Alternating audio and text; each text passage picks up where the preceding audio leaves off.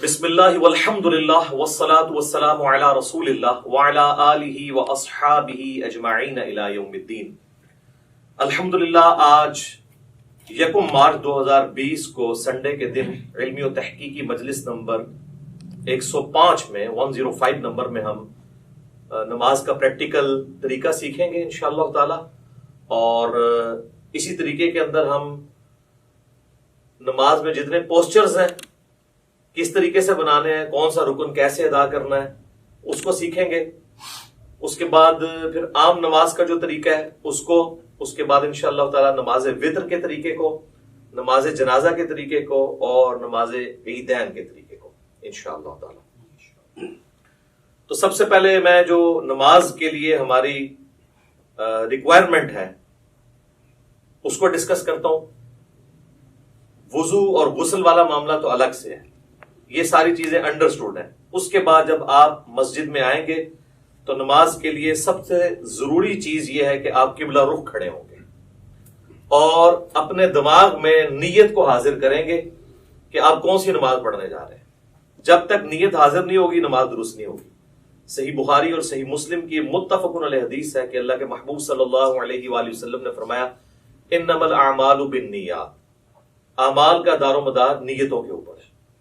تو نیت کو حاضر کرنا ضروری ہے۔ زبان سے نیت کا اظہار کرنا یہ کوئی ثابت نہیں ہے، البتہ نیت کو ذہن میں حاضر کرنا کہ میں اس وقت کون سی نماز پڑھنے جا رہا ہوں، کس وقت کی نماز پڑھنے جا رہا ہوں اور کتنی رکعتیں پڑھنے جا رہا ہوں، نوافل پڑھنے جا رہا ہوں یا فرض نماز پڑھنے جا رہا ہوں، یہ ضروری ہے، ادروائز پھر نماز نہیں ہوگی۔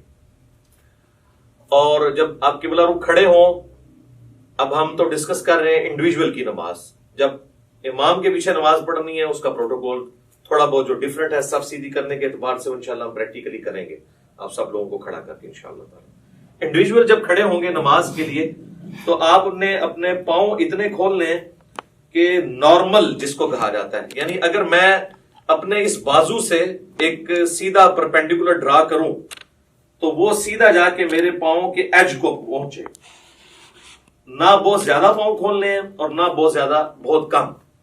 اور عموماً اگر آپ تقریباً 10 سے 11 انچ تک کھول لیں تو وہ نارمل تصور کیے جاتے ہیں۔ جیسے ہی آپ اس سے باہر نکلیں گے تو پھر جب آپ صف میں کھڑے ہوں گے تو کندھے سے کندھا نہیں ملے گا، اور اسی طریقے سے پاؤں نہیں ملیں گے، پاؤں ملائیں گے تو کندھا آؤٹ ہو جائے گا، کندھا ملائیں گے تو پاؤں آؤٹ ہو جائے گا۔ تو یہ یعنی دونوں کو اس طریقے سے بیلنس کرنا ہے۔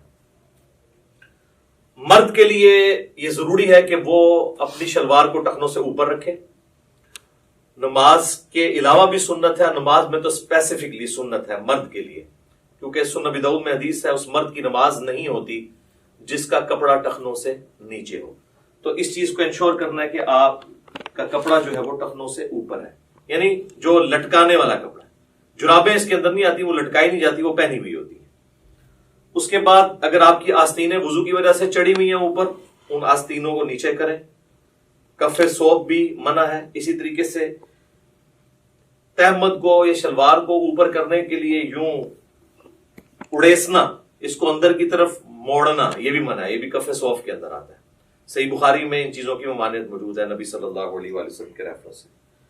تو اس اعتبار سے ان ساری چیزوں کو دیکھ لینا ہے۔ پھر آپ نے قبلہ رخ کھڑے ہونا ہے اس حال میں کہ آپ جب قیام کے لیے اپنے ہاتھوں کو بلند کریں تو آپ کے یہ چیز ذہن میں ہونی چاہیے کہ میں اللہ تعالیٰ کے سامنے ہینڈز اپ کرنے جا رہا ہوں۔ یہ رفع الیدین کا ایک فلسفہ ہے، اور یہ جب ذہن میں ہوگا تو پھر نماز کے اندر خشوع و خضوع بھی نصیب ہوگا انشاءاللہ تعالیٰ۔ رفع الیدین کیسے کرنا ہے؟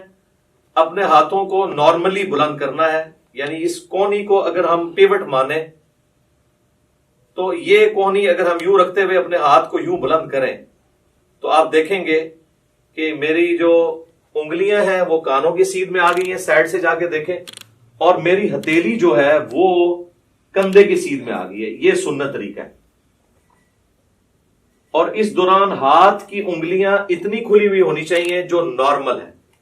سنن ابی داؤد میں حدیث ہے کہ نبی علیہ السلام جب رفع الیدین کرتے تھے تو ہاتھوں کی انگلیوں کو پھیلا کر کرتے تھے۔ پھیلانے سے مراد یہ نہیں ہے کہ ایسے کرتے تھے، تو بالکل اب نارمل طریقہ ہے۔ یعنی وہ راوی یہ بتانا چاہ رہے ہیں کہ نبی علیہ السلام ہاتھوں کو یوں نہیں رکھتے تھے بلکہ نارملی رکھتے تھے. اب آپ اس کو یوں دیکھیں گے تو میں جب اس کو ہاتھ کو بلند کروں گا تو آپ یہ دیکھیں میرے دونوں انگلیاں کانوں کی سیدھ میں ہیں, میری ہتھیلیاں کندھے کی سیدھ میں ہیں, اور میری ہتھیلیاں قبلہ رخ ہیں.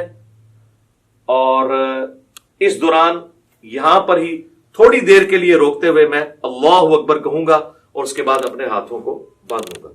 اب جتنے بھی رفع الیدین ہوں گے وہ اسی طریقے کے ساتھ ہوں گے. صحیح مسلم میں حدیث ہے کہ نبی صلی اللہ علیہ وآلہ وسلم اپنے ہاتھوں کو کانوں تک بلند کرتے تھے. صحیح بخاری میں حدیث ہے کہ نبی علیہ السلام اپنے ہاتھوں کو کندھوں تک بلند کرتے تھے.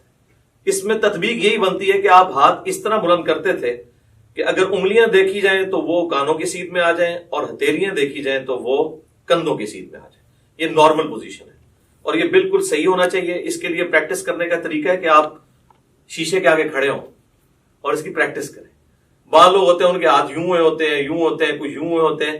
یہ پریکٹس آپ کو کرنی پڑے گی. کسی کا ایک ہاتھ اونچا ہوتا ہے, نیچے ہوتا ہے. تو یہ اب مجھے جو میں یہ کر رہا ہوں میرے سامنے شیشہ نہیں ہے, یہ میری پریکٹس کی وجہ سے یہ سیدھا نظر آ رہا ہے.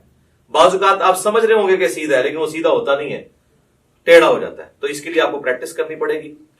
اور رفع الیدین کرتے ہوئے آپ نے اللہ اکبر کہہ کے ہاتھوں کو باندھنا ہے.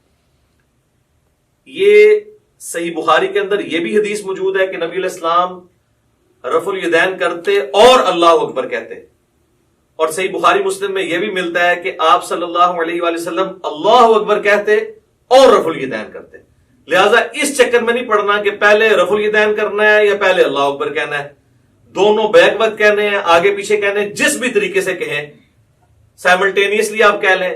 ہر صورتحال جو ہے وہ سنت کے مطابق ہے, کیونکہ اتنی جو باریکیاں ہیں نا وہ احادیث کے اندر نہ تو اللہ تعالیٰ کو مطلوب ہے کہ اس طرح کی رپورٹ کی جائے, نہ نبی علیہ السلام نے ان کو اس طریقے سے تعلیم فرمایا. تو یہ بڑی امپورٹنٹ چیز ہے اس حوالے سے. اللہ اکبر کہہ کے آپ نے ہاتھوں کو باندھا. اب ذرا یہ ہاتھوں کو باندھنے کی پوزیشن آپ ذرا دیکھ لیں. یہ میرا جو لیفٹ والا ہاتھ ہے یہ بعض لوگ یوں کر کے مٹھی بند کر لیتے ہیں, اس کو آپ نے یوں رکھنا ہے جو نارمل پوزیشن ہے. اس کے بعد آپ نے یہ دایاں ہاتھ بائیں ہاتھ کے اوپر یوں رکھا کہ جو نارمل پوزیشن ہے. بعض لوگ یوں کر کے پکڑ لیتے ہیں, ٹھیک ہے, اگر آسانی ہے یوں کر کے پکڑ لیں, یہ نارمل پوزیشن ہے. اور اگر آپ اس کو یوں رکھیں گے تو آپ کو رکھنے میں بھی آسانی ہوگی. یہ سنت طریقہ ہے جو صحیح بخاری کی حدیث کی روشنی میں ہمیں پتہ چلتا ہے. کیونکہ صحیح بخاری میں حدیث ہے کہ سہل ابن سعد الساعدی کہتے ہیں کہ نبی صلی اللہ علیہ وآلہ وسلم کے زمانے میں ہمیں حکم دیا جاتا تھا کہ ہم اپنا دایاں ہاتھ بائیں زیرہ کے اوپر رکھیں. اب زیرہ جو ہے یہ کونی سے لے کے انگلیوں تک ہے. اور ابو داؤد اور نسائی کے اندر حدیث ہے کہ نبی علیہ السلام نے اپنا دایاں ہاتھ بائیں رزق را سین غین کف اور ساعد پر رکھا. ساعد کہتے ہیں کف سے لے کر کونی تک. یہ کف کا لفظ تو اردو زبان میں بھی استعمال ہوتا ہے, یہ عربی کا ہے. اور یہاں انگلی سے لے کے کف تک رزق کہلاتا ہے, اور اس پورے کو ہم کہتے ہیں زیرہ. اور آپ دیکھیں پرانے زمانے میں جب جنگیں لڑی جاتی تھی تو زیرہ پہنی جاتی تھی, پورے جسم پہ بھی پہنی جاتی تھی. اور اس طرح صحیح مسلم میں اتنا ہی ملتا ہے کہ نبی علیہ السلام نے اپنا دایاں ہاتھ بائیں ہاتھ پر باندھا. ڈیٹیل بخاری میں اور ابو داؤد میں اور سنن نسائی میں ملتی ہے. مسند احمد میں روایت ہے کہ سینے پہ باندھا. اب سینے سے مراد یہ نہیں کہ آپ نے یوں کر کے باندھ لیا. سینے کی ڈیفینیشن ہے یہ نہر سے لے کر ناف تک, یہ سارے کا سارا سینہ ہے. یہ سینہ ہے. اس میں جہاں پہ بھی لائی کرے گا تو آٹومیٹکلی آپ دیکھیں جب آپ یوں کریں گے اور یوں رکھیں گے تو وہ ایک خاص پوزیشن پہ آئے گا جو نہ بہت اونچا نہ بہت نیچا. ناف سے برل یہ اوپر ہی ہے اور نہر سے کافی نیچے ہے. یہ نارمل پوزیشن ہے. اسی پوزیشن میں جب آپ جماعت کے ساتھ نماز پڑھیں گے تو پاؤں سے پاؤں بھی ملا سکیں گے اور کندھے سے کندھا بھی. جیسے ہی آپ یہ اوپر چلے گئے تو پھر یہ دیکھیں کونیاں ملیں گی, کندھا نہیں ملے گا. اسی طریقے سے میرے بھائیوں جب آپ ناف سے نیچے ہاتھ باندھتے ہیں نا تو یہ خلاف سنت ہے. اس حوالے سے جو سنن ابی داؤد کی ایک حدیث پیش کی جاتی ہے تو امام داؤد رحمہ اللہ تعالیٰ نے خود ساتھ لکھا ہے کہ اس حدیث میں ایک راوی ہیں عبد الرحمن بن اسحاق الکوفی, جس کے بارے میں نے خود احمد بن حنبل سے سنا ہے کہ وہ اس کو ضعیف کہا کرتے تھے. اور یہاں پر لوگوں نے یعنی وہ روایت تو پیش کی لیکن ساتھ جو امام کا حکم تھا اس کو سکپ کر دیا. تو ایسے بھی نہیں کریں گے، ایسے بھی نہیں کریں گے، بلکہ اس طریقے سے ہاتھ باندھیں گے جو سنت طریقہ ہے۔ یا پھر دوسرا طریقہ یہ ہے کہ وضع الیدین کی بجائے ارسال الیدین کیا جائے۔ اس کے لیے ہم پھر یوں کریں گے کہ آپ نے یوں رفع الیدین کیا، اللہ اکبر کہہ کے ایسے، بعض لوگ بالکل ایسے ساتھ ملا لیتے ہیں، بعض مٹھیاں بند کر لیتے ہیں، بعض ایسے کر کے کھڑے ہو جاتے ہیں، بالکل غلط ہے۔ بالکل نارمل پوزیشن پہ جہاں پہ آئیں گے یہ ارسال الیدین ہوگا، یہ بھی سنت ہے۔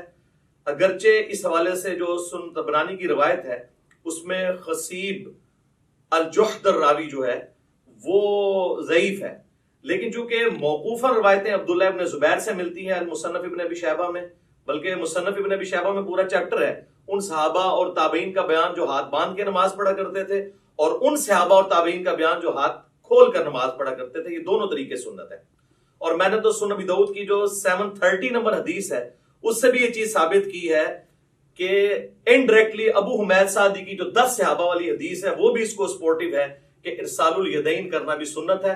اس پہ میرا کلپ الحمدللہ لاکھوں لوگوں نے دیکھا ہے، فیس بک کے اوپر بھی، یوٹیوب کے اوپر بھی۔ آج میں اس ڈیٹیل میں نہیں جاؤں گا، بہرحال ارسال الیدین بھی سنت ہے۔ الحمدللہ ہم دونوں طریقے سے نماز پڑھتے ہیں، کم از کم میں ایک نماز ضرور ارسال الیدین سے پڑھتا ہوں، لیکن میں وضع الیدین کو اس لیے پریفر کرتا ہوں کہ میں یہ خواہش کرتا ہوں کہ میں اللہ تعالیٰ کے سامنے اس حال میں بھی کھڑا ہوں۔ اب جو لوگ صرف ارسال الیدین کرتے ہیں وہ اس سنت سے محروم ہو جاتے ہیں، اسی طریقے سے جو لوگ رکوع کے بعد ہاتھ باندھنے کے قائل ہیں وہ بھی اس سنت سے محروم ہو جاتے ہیں۔ تو ہم اس سنت پہ بھی عمل کرتے ہیں اور اس پہ بھی، رکوع سے پہلے یوں اور رکوع کے بعد ارسال الیدین، اس پہ تو اجماع ہے اہل سنت کے تمام مکاتب فکر، حنفی، شافعی، مالکی، حنبلی اور اہل حدیث بھی۔ یہ تو چند علماء عرب ہیں جنہوں نے یہ کام ڈالنا شروع کیا رکوع کے بعد ہاتھ باندھنے والا، اس پہ تو اجماع امت ہے، اور میں نے دلائل کے ساتھ ثابت کیا ہے۔ صحیح بخاری میں اس کے اشارے موجود ہیں، سنن ابی داؤد کے اندر ابو حمید سعدی والی حدیث میں اس کے اشارے موجود ہیں کہ ارسال الیدین کیا جائے گا رکوع کے بعد۔ تو لہٰذا دونوں طریقے سنت ہیں۔ ارسال الیدین سے ہم نماز پڑھتے ہیں، فرض نماز پڑھتے ہیں، سنیوں کی مسجد کی پہلی صف میں پڑھتے ہیں، چاہے کسی کو برا لگے، الحمدللہ۔ مطلب اس میں تو کوئی آر نہیں ہمیں اس بات کو کرنے میں۔ تو ارسال الیدین بھی سنت ہے اور وضع الیدین بھی سنت ہے۔ تو آپ اچھا بعض لوگ جو ہے نماز شروع کرتے ہی اللہ اکبر کہہ کے یوں ہاتھ چھوڑ دیتے ہیں اور پھر یوں ہاتھ باندھتے ہیں، یہ بھی خلاف سنت ہے۔ آپ نے ہاتھ چھوڑنے ہیں تو چھوڑ کے نماز پڑھیں، یہ بھی سنت ہے، اور آپ نے ہاتھ باندھنے ہیں تو باندھ کے نماز پڑھیں تو وہ بھی سنت ہے، لیکن یہ یوں کر کے یوں نہ کریں۔ اس کے بعد پھر آپ اللہ اکبر کہتے ہوئے اگلے رکن میں جائیں گے اور رفع الیدین کرتے ہوئے اسی طریقے سے، اور وہ ہے رکوع۔ یوں دیکھیں، اللہ اکبر۔ اب رکوع کے اندر آپ نے ساری انگلیاں جو ہیں ہاتھوں کی پھیلا کے رکھنی ہیں اور مضبوطی کے ساتھ گھٹنوں کو پکڑنا ہے اور ان بازوؤں کو بالکل سیدھا کر دینا ہے۔ جب آپ سیدھا کریں گے تو آپ کی کمر آٹومیٹکلی خود بخود سیدھی ہو جائے گی، جو سنت طریقہ ہے، اور آرام سے یہاں پہ آپ تسبیحات کریں گے، اور اس کے بعد سکون سے پھر آپ تسبیحات پڑھنے کے بعد جو میں بعد میں بتاؤں گا، سمع اللہ لمن حمدہ، ربنا ولک الحمد حمدا کثیرا طیبا مبارکا فیہ، مختلف قسم کے الفاظ ہیں، ربنا ولک الحمد بھی کہہ سکتے ہیں۔ اور اس حالت میں آپ نے ہاتھ باندھنے نہیں بلکہ ارسال الیدین کرنا ہے، اور کم از کم اتنی دیر کھڑے ہونا ہے کہ جتنی دیر آپ ربنا لک الحمد کہیں۔ بعض لوگوں کی عادت ہے کہ وہ سمع اللہ لمن حمدہ کہہ کے تو ساتھ ہی ایسے چلے جاتے ہیں سجدے میں، یہ بالکل خلاف سنت ہے، نماز نہیں ہوگی۔ بلکہ بخاری مسلم میں بڑی ڈیٹیل حدیث ہے، جو ایک صحابی نے نماز پڑھی، نبی علیہ السلام کے پاس حاضر ہوا، سلام عرض کیا، آپ علیہ السلام نے وعلیکم السلام ورحمۃ اللہ کہا اور کہا کہ دوبارہ نماز پڑھو، تو نے نماز پڑھی نہیں، 3 دفعہ اسی طریقے سے ہوا۔ پھر اس نے عرض کیا اللہ کے نبی مجھے نماز سکھائیں، تو آپ صلی اللہ علیہ وآلہ وسلم نے فرمایا کہ سکون کے ساتھ قیام کرو اور پھر قرآن جتنا مقدر ہے وہ پڑھو، اس کے بعد سکون سے رکوع کرو، رکوع کے بعد بالکل سیدھے کھڑے ہو جاؤ یہاں تک کہ ہر ہڈی اپنی جگہ پہ آ جائے، پھر سجدے کے لیے جاؤ اور پھر 2 سجدوں کے درمیان اس طرح بیٹھو کہ ہر ہڈی اپنی جگہ پہ آ جائے، پھر دوسرا سجدہ کر کے بھی بیٹھو اور پھر دوسری رکعت کے لیے کھڑے ہو، یعنی جلسہ استراحت بھی کرو۔ یہ صحیح بخاری میں 6251 نمبر حدیث ہے، جس کے تحت میں سمجھتا ہوں کہ علماء عرب نے جو جلسہ استراحت کو چھوڑ دیا یہ خلاف سنت ہے ان کی نماز۔ ربنا لک الحمد بھی کہہ سکتے ہیں، اللہم ربنا ولک الحمد بھی کہہ سکتے ہیں، جو بھی وہ انشاءاللہ میں پریکٹیکل جب کروں گا تو آپ کو پتہ چل جائے گا۔ اس کے بعد آپ نے سجدہ میں جانا ہے، اور اس کے لیے سنت یہ ہے کہ آپ نے پہلے ہاتھ لگانے ہیں، اس کے بعد گھٹنے لگانے ہیں، اور نبی علیہ السلام کی حدیث ابو داؤد میں موجود ہے، آپ صلی اللہ علیہ وآلہ وسلم نے فرمایا کہ اونٹ کی طرح مت بیٹھو. اور بعض لوگ کہتے ہیں جی اونٹ تو بیٹھتا ہی اس طرح کے پہلے ہاتھ لگاتا ہے پھر گھٹنے، تو میں اس پہ اکثر کہتا ہوں کہ نبی علیہ السلام نے اونٹ بٹھایا ہوا ہے، اس میں آگے الفاظ موجود ہیں پہلے ہاتھ لگاؤ بعد میں گھٹنے. پھر صحیح بخاری میں جو حدیث ہے 803 نمبر، اس سے پہلے امام بخاری نے باقاعدہ عبداللہ ابن عمر کا عمل لکھا ہے جس کی پوری سند مصنف ابن ابی شیبہ میں موجود ہے کہ عبداللہ بن عمر جب سجدے میں جانے لگتے تھے پہلے ہاتھ لگاتے تھے بعد میں گھٹنے. لہذا علماء عرب جو نماز پڑھتے پہلے گھٹنے لگاتے ہیں یہ سنت سے دور ہے ایز کمپیئر ٹو اس عمل کے جو ہم کرنے لگے ہیں. ربنا لک الحمد حمدا کثیرا طیبا مبارکا فی، اس کے بعد آپ سجدے کی طرف جھکیں گے تو آپ نے یہ دیکھیں یہ خود بخود اپنی جگہ بنائے گا ہر چیز. آپ دیکھ رہے ہیں میری انگلیاں ایسی جگہ پہ آئی ہیں کہ جب میں اس ایج کے اوپر سجدہ کروں گا تو میری انگلیاں کانوں کی سیدھ میں آئیں گی اور ہتھیلیاں کندھے کی سیدھ میں، جس طرح کے رفع الیدین کے وقت تھی، اور انگلیاں آلموسٹ نارمل پوزیشن میں ہوں گی. ایک ضعیف روایت ملتی ہے جس میں آپ صلی اللہ علیہ وآلہ وسلم کے بارے میں آتا ہے کہ انگلیاں ملا کے سجدہ کرتے تھے. کچھ تابعین کے بارے میں صحیح سند سے بھی ملتا ہے کہ وہ پسند کرتے تھے کہ انگلیاں ملا کے کی جائیں، لیکن اس پہ کوئی مرفوع یا موقوف حدیث اس حوالے سے نہیں ملتی. آپ نارمل پوزیشن میں رکھیں، اتنی نہ کھول دیں کہ یہ قبلہ رخ سے ہٹ جائیں، یہ نارمل پوزیشن میں. اور اگر کسی نے یوں رکھنی ہے تو یوں بھی رکھ سکتا ہے، اس میں ذرا تردد ہوتا ہے، اس میں ہتھیلیاں بھی لگ جاتی ہیں اور آپ آلموسٹ یہ قبلہ رخ ہی ہوتی ہیں انگلیاں.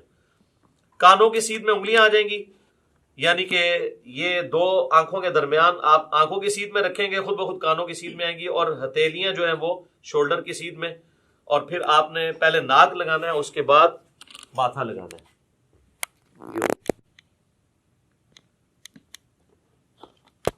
اسی حالت میں سجدے کی تسبیحات آپ نے پڑھنی ہے، سبحان ربی الاعلی، یا باقی تسبیحات انشاءاللہ پڑھ کے بتا دوں گا. اور پاؤں کی انگلیاں قبلہ رخ ہونی چاہیے، دونوں ایڑیاں آپس میں جڑی ہوئی ہوں، اور ہاتھ جو ہیں وہ پہلوؤں سے الگ ہوں، رانے جو ہیں وہ پنڈلی کے جوڑ سے الگ ہوں نارمل پوزیشن کے اوپر. اور ادھر سے اگر یعنی اس میں گیپ بھی موجود ہونا چاہیے. سب سے افضل طریقہ تو یہی ہے کہ تھوڑا اور بڑا کر لیا جائے سجدہ یوں کر کے، لیکن وہ آج کل ہماری صفحے جو ڈیزائن ہے اس میں وہ بڑے والا سجدہ نہیں ہوتا جو بخاری مسلم میں آتا ہے کہ بکری کا بچہ بھی گزر سکتا تھا، وہ اعلیٰ ترین درجہ ہے. جس چیز سے منع کیا گیا نا وہ یہی ہے کہ آپ نے، بخاری مسلم میں آتا ہے کہ کونیاں زمین پہ کتے کی طرح نہیں یوں بچھانی. اور ظاہر ہے اس حکم میں مرد و عورت دونوں ہی شامل ہیں نماز کے طریقے کے اعتبار سے. تو اس کو اٹھا کے رکھنی ہے اور پہلوؤں سے الگ رکھنا ہے، پیٹ سے نہ ٹچ کریں، پیٹ جو ہے وہ یہ رانوں سے الگ رہے، اور ران اور پنڈلی کا جوڑ جو ہے یہ الگ الگ رہے. اس حالت میں آپ نے سجدہ کرنا ہے. تو یہ اس کے بعد اللہ اکبر کیا ہے کہ آپ نے جب بیٹھنا ہے تو آپ کی پوزیشن کیا ہونی چاہیے کہ آپ یہ انگلیاں قبلہ رخ ہوں، یہاں پہ بھی نارمل، یوں کرنے کی ضرورت نہیں ہے، نارمل رکھیں جہاں آپ کو آسانی رہتی ہے. اس طریقے سے بھی سنت ہے. صحیح مسلم کے اندر یہ طریقہ بھی آیا ہے اور صحیح مسلم کے اندر یہ طریقہ بھی آیا ہے. یہ دونوں طریقے سنت ہے. یہاں پہ مشہور ہے کہ جی وہ اگر کسی کی انگلیاں یوں نیچے ہو جائیں تو اس کی انگلیاں کاٹ دی جائیں، جبکہ صحیح مسلم میں کہ نبی علیہ السلام جب آخری رکعت میں تورک بیٹھتے تھے جو میں اینڈ پہ بتاؤں گا، تو اپنے بائیں ہاتھ سے اپنے گھٹنے کو لقمے کی طرح پکڑ لیتے تھے. تو یوں بھی رکھنا سنت ہے، اور جب یوں رکھیں گے تو ابو داؤد میں حدیث ملتی ہے سنن نسائی کے اندر کہ نبی علیہ السلام کی جو یہ زرہ ہے وہ ران کے ساتھ لگ جایا کرتی تھی. آپ یہ دیکھیں لگی ہوئی ہیں دونوں زریں ران کے ساتھ لگی ہوئی ہیں، اور جب یوں رکھیں گے تو پھر یہ ران سے اٹھ جائیں گی. یہ طریقہ بھی سنت ہے، اس میں کوئی فرق نہیں ہے، دونوں طریقے سنت ہے. یہ دو سجدوں کے درمیان آپ بیٹھیں گے اور اس میں آپ نے جو تسبیحات پڑھنی ہے رب اغفر لی رب اغفر لی، اس کے علاوہ اور تسبیحات بھی ہیں. بعض لوگ یہاں پہ بھی انگلی اٹھا لیتے ہیں، وہ حدیث بھی کمزور ہے، سفیان ثوری کی تدلیس کی وجہ سے. انگلی نہیں اٹھانی، نارمل رکھنا ہے آپ نے. اس کے بعد پھر اللہ اکبر کہہ کے آپ نے دوسرے سجدے میں جانا ہے اور پھر اسی طریقے سے تسبیحات کرنی ہے. ناک بھی لگنا چاہیے، ماتھا بھی لگنا چاہیے، اور زمین کی سختی ہلکی سی معلوم ہونی چاہیے. بالکل نہیں ہوا میں سجدہ ہو رہا ہو، بہتر ہے مٹی والی جگہ پہ ہو تو زیادہ افضل ہے اور نبی الاسلام کو پسندیدہ بھی ہے. باقی چٹائی وغیرہ بھی جائز ہے، میں نے اس کے حوالے سے بھی کافی ویڈیوز ریکارڈڈ موجود ہیں. دوسرا سجدہ کر کے بھی آپ اللہ اکبر کر کے بیٹھیں گے. صحیح بخاری میں 6251 نمبر حدیث ہے. نبی الاسلام حکم دیتے تھے کہ نماز میں سکون کرو اس حال میں کہ تم نے بیٹھنا ہے اور اس کے بعد پھر دوسری رکعت کے لیے کھڑے ہونا ہے. اچھا، اس دوران یہ آپ دیکھیں جب دو سجدوں کے درمیان بیٹھنا ہے نا تو بایاں پاؤں لٹانا ہے اور دائیں پاؤں کو کھڑا رکھنا ہے. یہ جہاں پہ آپ کو نارمل لگے. بعض لوگوں کے پاؤں شروع سے عادت نہیں ہوتی ہے تو وہ پاؤں بےچارے جو ہیں وہ کھڑا نہیں کر سکتے، تو ان کو کبھی بعض کا ایسے کرنا پڑتا ہے. کر سکتے ہیں، جائز ہے، ایسے کر سکتے ہیں جیسے اس کو آسانی لگے یوں. لیکن سنت یہ ہے کہ دایاں پاؤں آپ کھڑے کریں گے اور بائیں کو لٹا کے اس پہ بیٹھیں گے دو سجدوں کے درمیان. پھر دوسرا سجدہ کر کے بھی ایسے ہی بیٹھیں گے اور پھر اللہ اکبر کہہ کے ہاتھوں کا سہارا لیتے ہوئے. صحیح بخاری میں حدیث ہے نبی علیہ السلام اعتماد کرتے ہوئے اٹھتے تھے. تو اعتماد کرتے ہوئے بعض لوگوں نے یہاں پہ وہ مٹھی بنانے والی وہ ایک کمزور روایت تھی، اس کا سہارا لیا. وہ کمزور روایت ہے. نارمل بخاری میں اعتماد، تو اعتماد ویسے ہی ہوگا جیسے عام حالت میں بندہ اٹھے گا. یہ اعتماد کا طریقہ ہے نارمل. یوں کرنے سے یہاں پہ نشان بن جاتے ہیں اور میں نے دیکھا لوگوں کی یہ ساری جگہ کالی ہوئی ہوتی ہیں. تو یہ تو اب ادھر تو آپ قالین پہ کر لیں گے، تو صحابہ کرام تو مٹی کے اوپر نماز پڑھتے تھے تو کیا حالت ہو جاتی ہوگی اگر یہ والا کام ہو. تو وہ ایسے ایسے میں نے دیکھا یوں کر کے کھڑے ہو رہے ہوتے ہیں اور وہ کہتے ہیں مٹھیوں والی حدیث. وہ تو روایت ہی کمزور ہے. بخاری میں واضح ہے کہ نبی علیہ السلام اعتماد کر کے تو دوسری رکعت کے لیے کھڑے ہوتے تھے. اور اب جب ہم نے دوسرے سجدے سے سر اٹھانا ہے اللہ اکبر کہنا ہے، لیکن یہاں بیٹھنا ہے تو کچھ نہیں پڑھنا، بس اتنی دیر بیٹھنا ہے کہ سارے اعضاء اپنی جگہ پہ آ جائے. اس کے بعد بغیر اللہ اکبر کیے ہوئے یوں کھڑے ہونا ہے اور پھر ارسال الیدین کر رہے ہیں تو ایسے کھڑے ہو کے اگلی رکعت شروع کرنی ہے، اور وضع الیدین کر رہے ہیں تو اپنے ہاتھ باندھ کے. دونوں طریقے درست ہیں. اور پھر دوسری رکعت کو آپ نے اسی طریقے سے مکمل کرنا ہے. جب دوسری رکعت میں آپ تشہد میں پہنچیں گے، آپ دیکھ رہے ہیں دوسری رکعت جو ہے رفع الیدین کے بغیر شروع ہوئی ہے. جب ہم کھڑے ہوئے ہیں تو ہم نے رفع الیدین کر کے ہاتھ نہیں باندھے بلکہ ڈائریکٹ ہاتھ باندھے. اور رکھتے جتنی ہیں وہ رفع الیدین سے شروع ہوتی ہیں، یعنی طاق رکھتے ہیں پہلی اور تیسری. دوسری اور چوتھی بغیر رفع الیدین کے شروع ہوتی ہے. لیکن جو دوسرے والے رفع الیدین ہیں رکوع میں جاتے وقت اور رکوع سے اٹھتے وقت یہ ہر رکعت میں ہوتا ہے. ایک اور رفع الیدین بھی ہے جو انس بن مالک سے جز رفع الیدین میں امام بخاری نے نقل کیا ہے دو سجدوں کے درمیان، تابعین سے بھی ثابت ہے. وہ بالکل ہم جائز سمجھتے ہیں. اب اگر کسی نے وہ کرنا ہے، ہمارے اہل تشیع بھائی کرتے ہیں، تو پہلے سجدے سے آپ اٹھیں اللہ اکبر کہہ کے یہاں پہ بیٹھے رب اغفر لی رب اغفر لی اللہم اغفر لی وارحمنی واہدنی وعافنی وارزقنی. اس کے بعد آپ نے یوں کرنا ہے اللہ اکبر اور پھر دوسرے سجدے میں جانا. تو یہ طریقہ بھی درست ہے کیونکہ صحابہ کرام سے ثابت ہے. لیکن اکثر احادیث سجدوں کے بغیر رفع الیدین والی ہیں. یہ اکثر لوگ کہہ رہے ہوتے ہیں سجدوں میں بھی ہے، تو ہم تو سجدوں میں بھی قائل ہیں. میں تو سجدوں میں بھی کر لیتا ہوں، ارسال الیدین سے بھی نماز پڑھ لیتا ہوں، وضع الیدین سے بھی پڑھ لیتا ہوں. اس میں کوئی فرق نہیں ہے، جو سنت طریقے ثابت ہے. تو دوسری رکعت میں جب آپ بیٹھیں، اگر تو 4 رکعت والی نماز ہے تو پھر آپ یوں ہی بیٹھیں گے جس طرح آپ جلسے کے اندر بیٹھتے ہیں. دو سجدوں کے درمیان جو بیٹھنا ہے وہ جلسہ کہلاتا ہے، جس طرح رکوع کے بعد کھڑے ہونا قومہ کہلاتا ہے. تو یوں کر کے بیٹھیں گے، اسی طریقے سے یہ پاؤں کھڑے ہوئے ہوں گے اور یہاں پہ آپ تشہد پڑھیں گے. اور تشہد بیٹھتے ہی آپ نے اپنی انگلی بلند کر لینی ہے. صحیح مسلم میں 4 حدیث ہیں رفع سبابہ کے اوپر، یعنی انگلی کو بلند کرنا. اس میں سنت طریقہ یہ کہ آپ نے یہ درمیان والی انگلی اور انگوٹھے کا یوں ہلکا بنانا ہے ایسے کر کے. اور ابو داؤد میں الفاظ ہے کہ نبی علیہ السلام جب انگلی اٹھاتے تھے ہلکی سی جھکی رکھتے تھے، یہ ایسے کر کے نہیں اٹھانی. اور مسلسل تشہد میں بیٹھتے ہی اس کو اٹھا لینا ہے. اور اگر آخری تشہد میں ہے تو دعاؤں میں پہنچ کے اس کو ہلکی ہلکی یوں حرکت بھی دینی ہے. یہ بھی ثابت ہے. اور صحیح مسلم میں عبداللہ ابن زبیر جو نقل کر رہے ہیں وہ صرف اشارے کو نقل کر رہے ہیں، حرکت کو نہیں کر رہے. تو بغیر حرکت کے بھی اشارہ تھروٹ یوں کرنا یہ ثابت ہے. یہ طریقہ بھی ثابت ہے انگلی اٹھانے کا. اور ایک یہ طریقہ بھی ہے انگوٹھے کو اس جڑ میں رکھ کے یوں کر کے، اس کو کہتے ہیں وہ 53 کا عدد بنانا. یہ بھی طریقہ ٹھیک ہے. یہ دونوں طریقے ٹھیک ہیں. یہ عمومی طریقہ احادیث کے اندر رپورٹ ہوا ہے، چاہے یہاں پہ رکھیں چاہے یہاں پہ رکھیں، دونوں طریقے درست ہوں گے تشہد میں۔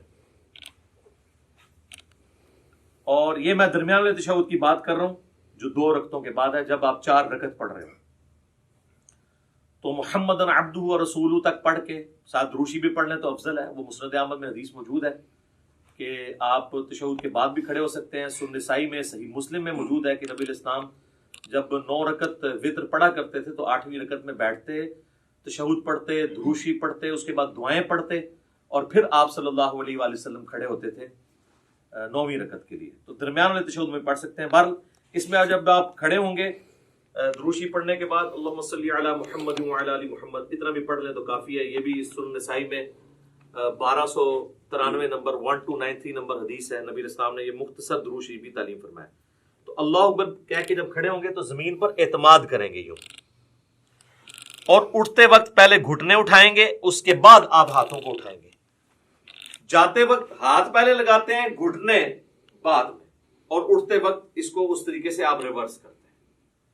یعنی دوسرے الفاظ میں جو کچھ آپ نے بچپن سے سیکھا ہے تقریباً اس کے الٹ ہی کرتے ہیں آپ۔ پہلے گھوڑے لاندے نے پھر ہاتھ لاندے نے، تو اس طرح ذرا آسانی سے سمجھ آ جائے گا۔ اسی کو ہم نے عرض کیا ہے کہ مرنے سے پہلے ہے مسلمان کر لے اس پہ غور، کتابوں کا خدا اور ہے، بابوں کا خدا اور ہے۔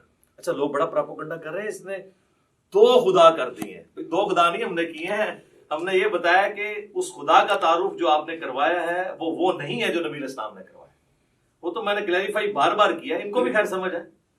تو یہ کتابوں کی نماز آپ کو سکھا رہے ہیں جو نبی علیہ السلام نے امت تک، صحابہ، اہل بیت، تابعین، تبع تابعین کے ذریعے ہم تک پہنچائی ہیں الحمدللہ۔ اچھا اب چونکہ تیسری رکعت ہے تو تیسری رکعت میں جب ہم زمین پہ اعتماد کر کے کھڑے ہوں گے تو آپ اللہ اکبر، یہاں سے کھڑے ہوتے ہی آپ نے اللہ اکبر کہنا ہے، یعنی اللہ اکبر۔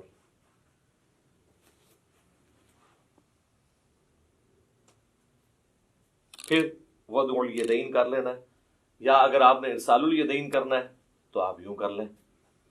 اور پھر تیسری رکعت میں جو پڑھنا ہے وہ انشاءاللہ میں پریکٹیکلی پڑھ کے بھی بتا دوں گا، سب کو پتہ ہی ہے، ہم تو پوسچرز اس وقت ڈسکس کر رہے ہیں کیسے کیسے بنانے ہیں۔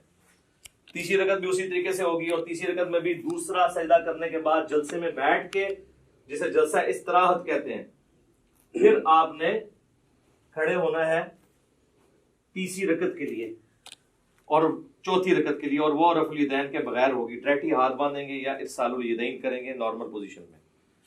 پھر اسی طریقے سے اللہ اکبر کہہ کے آپ رکوع میں جائیں گے، پھر رکوع سے اٹھیں گے اور ربنا لک الحمد کہیں گے۔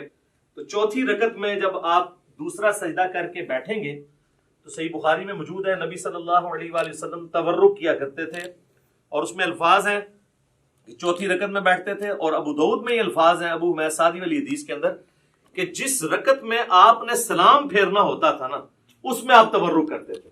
تو اس سے ہمیں یہ بات پتہ چلی کہ چاہے 4 رکعت والی نماز ہے، 3 والی ہے، 2 والی ہے، جس تشہد میں دروشی پڑھنے کے بعد آپ نے سلام پھیرنا ہے اس میں آپ نے تورک کرنا ہے۔ اور اس میں حکمت بھی ہے کہ اس میں انسان تھکتا نہیں ہے۔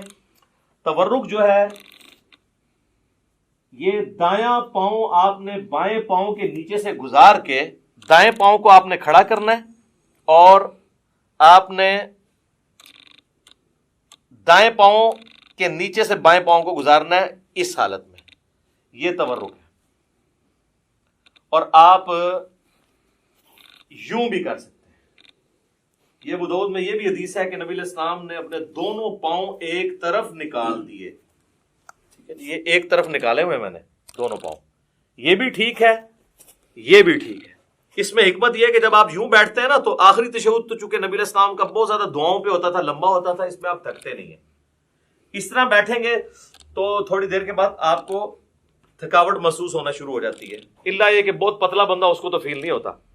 تو یہ درمیان والا تشہد ہے اور یہ آخری تشہد ہے، چاہے وہ فجر کا ہو، مغرب کا ہو، عشاء کا ہو، آخری تشہد اس طریقے سے ہونا ہے۔